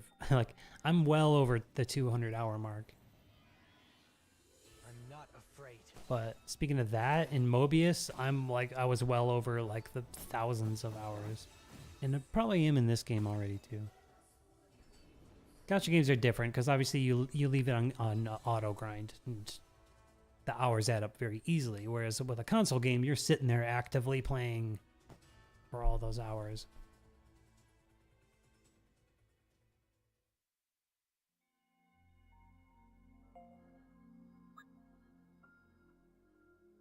What's my rank? Am I still climbing by choosing these spots? Cool. Yeah, yes I am.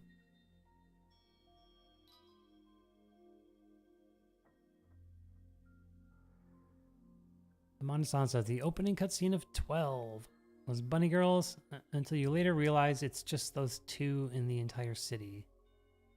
Well, speaking of opening cutscenes, Final Fantasy VIII. Oh my god. I even went and saw an orchestra play it, and I think I cried. It was so good. The music is so good, and I've mentioned this before, but I'm a composer. I'm a musician, and yeah, I do all the stuff, and I play it. But I'm actually a trained composer, so when I listen to this music, I understand it very deeply, and I have a deep appreciation for all this great Square Enix RPG music. Lemmy says you should, well, feel an unholy amount of success. Oh, like for level 99ing everyone.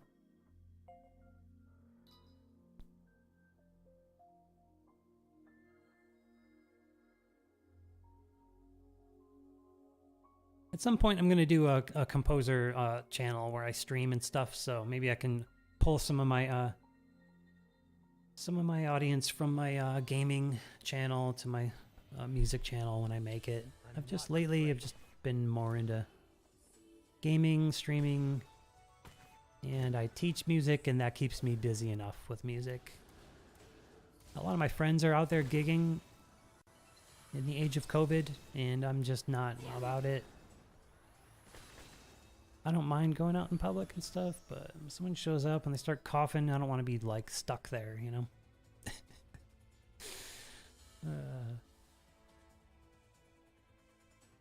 Cybertank says FF8 nailed the first act but lost me afterward. Yeah, it's a weird one for people. And I played it and didn't do well in it. I got towards the end of the game and just sucked. Like my characters were just weak and I just couldn't hang, and I started looking through the strategy guide. I'm like, all right, what are these ultimate weapons? I want to get these weapons. And I'm like, okay, I need this many of this and this many of this. Okay, so to get this thing, I need to get it from here. But to get that, I need to get this. And there was just such a complex web of like item farming that I was going to have to do. And I'm like, oh man, I just couldn't do it and I couldn't hang with it. And by then I was in college and I was studying music in college and just really busy with college. So gaming at the time was very low priority. In fact, that's why I also didn't finish 9. I got to the end of 9 and didn't finish it. And then 10 also came out when I was in college. And I'll never forget, I graduated college.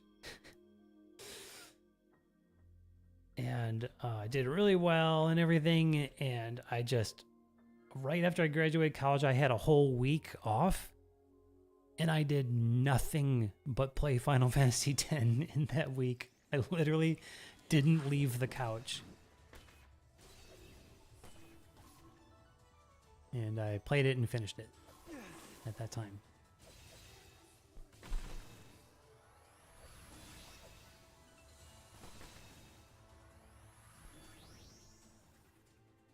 Amanda says, and to get that, you overleveled and miss it forever.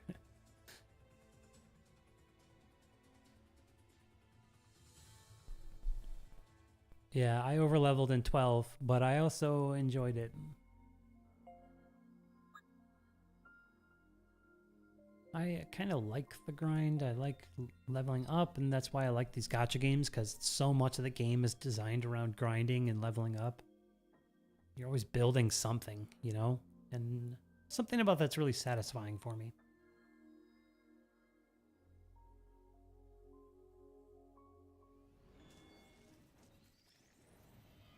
Oddly enough, when I got to a point in Mobius that I was so accomplished in the game, it kind of like I lost interest. It's like, well, I'm already as powerful as you can get, and the only thing from now is like getting the new shiny thing that comes out.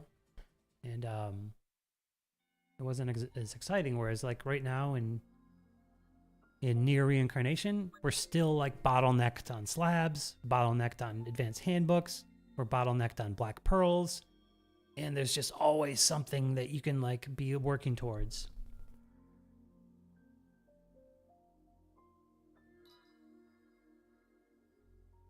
Oh, okay, Amandus clarifies, was talking about FF8 monster leveling up.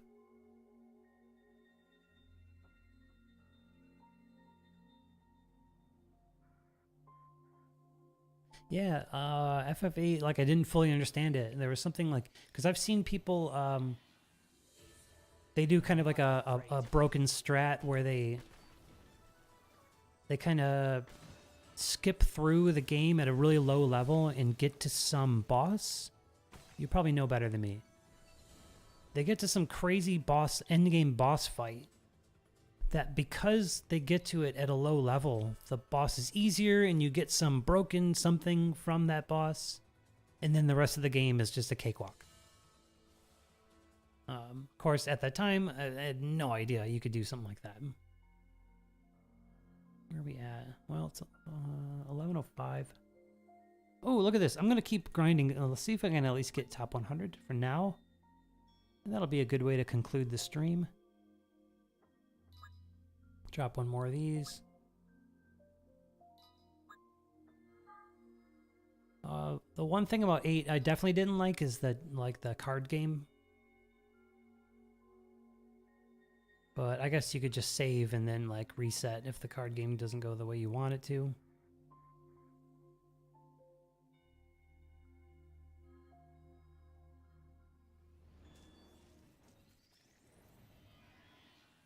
I'm not afraid. Amanda says, my fate grand order is just waiting for next chapter. Are you talking about in Nier? In this game?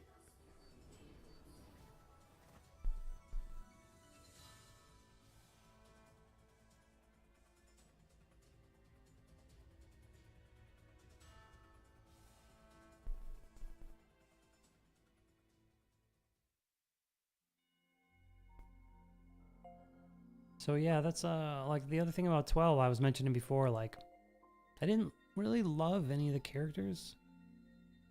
Like people talk about like Balthier, like should have been the protagonist or something, but oh yeah, Vaughn. Cuz Vaughn is like it kind of looks like Zidane from 9 is like I don't love Vaughn. And Ash is pretty cool, I guess, but she's been criticized as just being really boring. Fate Grand Order is another game. Oh, sorry. Okay. I was wondering what that was. Okay. So for me, you have to go back to Final Fantasy X and before to have characters that I really love. Like, I love Yuna. God, I mean, look at my channel art. It's called, first of all, obviously I'm called Farplane. Where did I get that from? Final Fantasy X. And my channel art is like Yuna doing the sending dance on the water. I think it's the greatest moment in video game history. Yuna doing the sending. Oh my god, that scene. Bring a tear to my eye. Kamari's a cool character. Lulu's a cool character. Like, and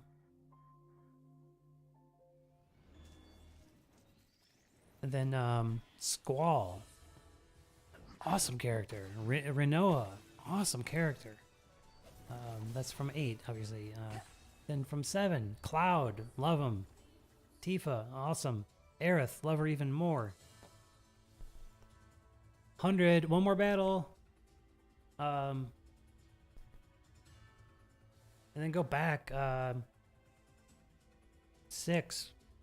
Terra. Love Terra. Awesome character. What else do I love from 6? The other ones are like cool. You know, like I don't love or hate. Like, you know, you got Locke and Edgar and Gao and are there any others I love from 6? Celis is pretty cool. Mog, of course. How can you not love Mog, right? But Final Fantasy IV, I think I absolutely love almost every character. Like Cecil, so cool. Kain is so cool. Rydia, probably my favorite. Rosa, okay. Edgar, funny because he died. Whoa, I just went from 99 to 67. Holy crap. And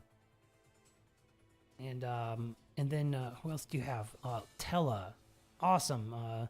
Yang is pretty cool, but Edge the Ninja, even cooler. Edge is so cool. Fusoya, awesome. Moon Wizard. So that game has the most characters I love. Oh, sweet. There's like top 50 bots for me to grind. Let me catch up with the chat here. Lemmy says, have not played Fates in a while. Cool. Cybertank says, just used 400 tickets on Lavania Dark Memory quest. I still need 100 more Recalling Light mats. Oh my god. And then Amon says, ouch, definitely waiting for stamina bonus. Yeah.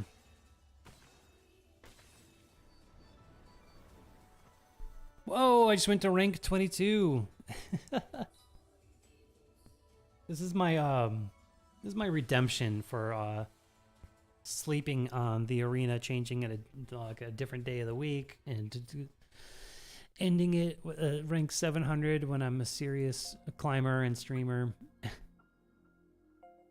So I'm gonna run out the rest of my BP and conclude the stream. 5 more battles.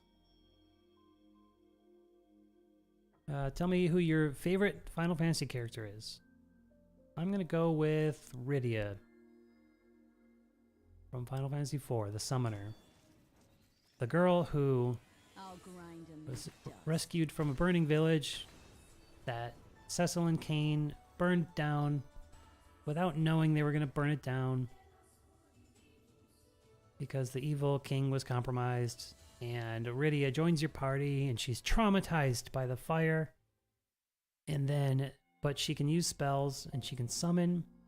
And you get to a part where the path is blocked by a big thing of ice, and they just need Rydia to cast fire. But she's traumatized by fire. And they're like, come on, Rydia. Like, and she's like, okay, I'll do it for the party. She casts fire, and now she can use fire. And then you lose her on the ship voyage, and she comes back, and she went to some crazy land of the monsters, and now she's an adult. She aged while she was there, and now is the adult Rydia. And I just love Rydia for some reason.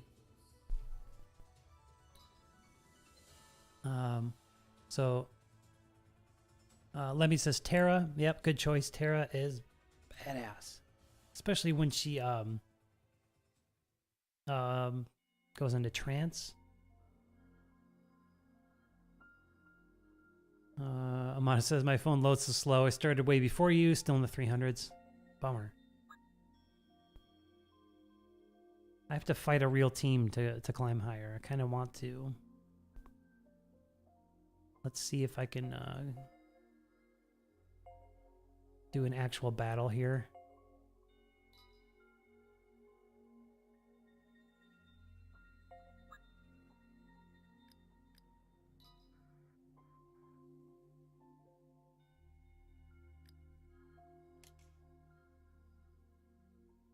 Monda says time skip. Oh, you're talking about in one of the games or right now with the climb? Okay, let's see if I can beat Beta C.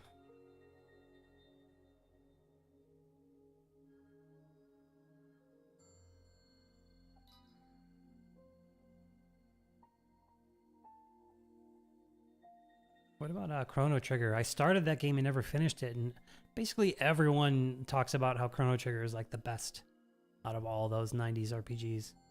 For me, I liked Secret of Mana the best. I'm not afraid.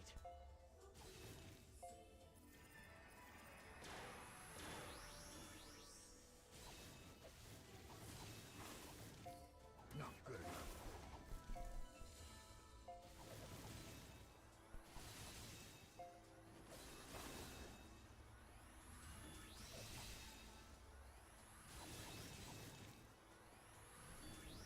There we go.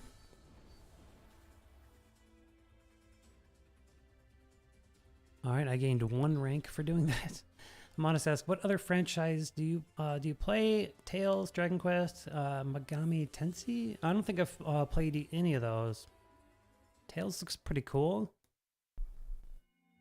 Dragon Quest also looks pretty cool. I guess just the Mana series, Final Fantasy series.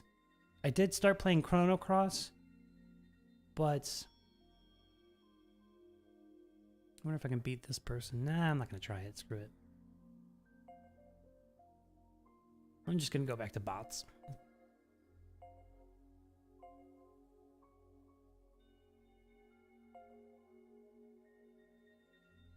Okay, I started playing Chrono Cross, and I thought it was awesome. And then, so back then it was the early 2000s, and I had a big CD binder. You know, you'd carry around your music with you. And every CD I owned was in this CD binder. And I kept my PlayStation games in there too. So I could, like, you know, bring it in. Everything's all in one place. Take it out to my car and then bring it in. I'll grind 'em into dust. And at the time I was living in the Detroit area. And I went to a concert in Detroit. And came back and, oops. Came back and my car was stolen. And all my CDs with it. So I started playing Chrono Cross and didn't finish it because it got stolen along with every single game and every single CD that I owned. Yeah, it was pretty soul crushing actually.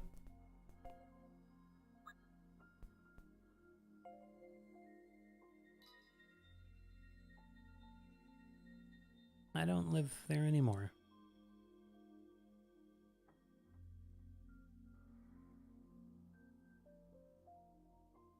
But it's you know, Detroit's got a lot of good things about it too, so I don't want to give it a bad rep. Rip. I'm not afraid.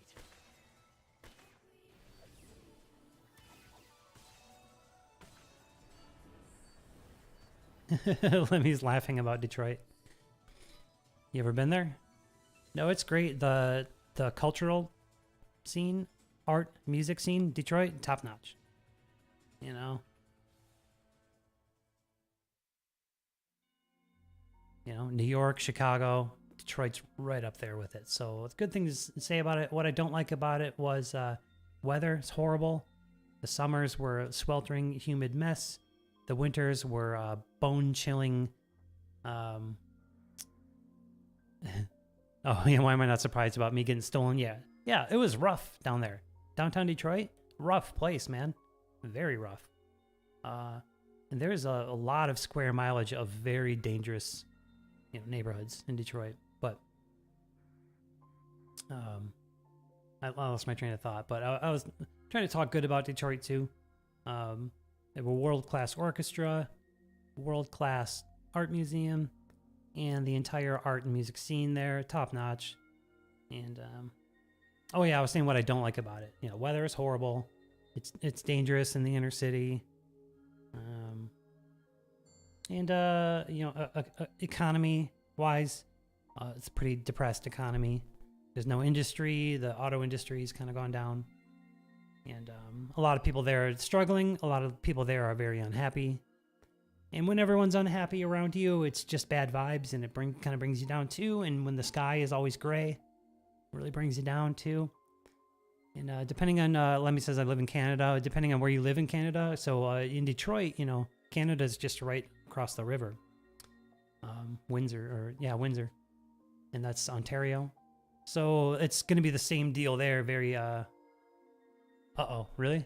Mine says new knows about Arena.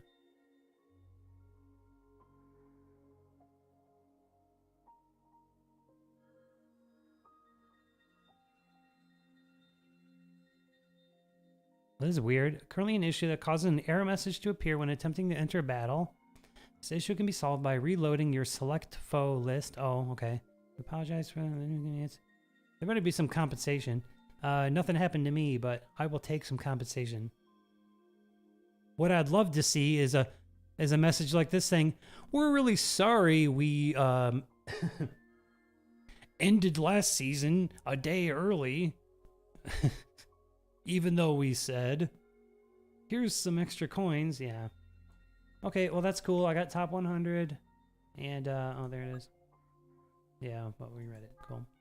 And Lemmy says Ontario. Yeah. So, Ontario is similar. Or, you're going to have that weather, the same weather. But, like somewhere like BC, that'd be a beautiful place to live.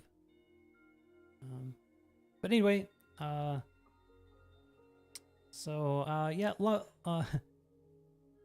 Cybertank says, this is my current issue with Arena. So you've been having that issue? Interesting. It's interesting I didn't have that issue, knock on wood. But in conclusion, Detroit, great place culturally and for the arts. I don't miss the horrible weather. I live in a place that is very sunny all the time now, and I have mountains to look at. And I can't click this.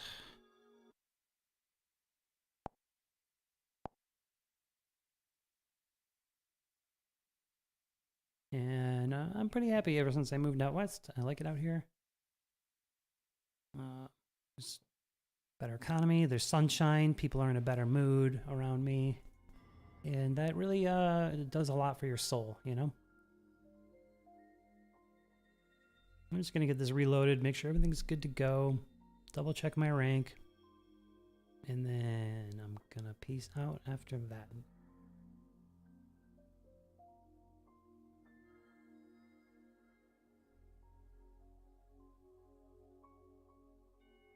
Mama could really use a vacation.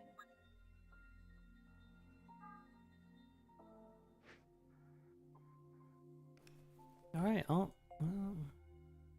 cool. Rank 19. Which is, Nothing to brag about. It was all bot grinding, but very happy. That should keep me in the top 100 without me having to come back and grind.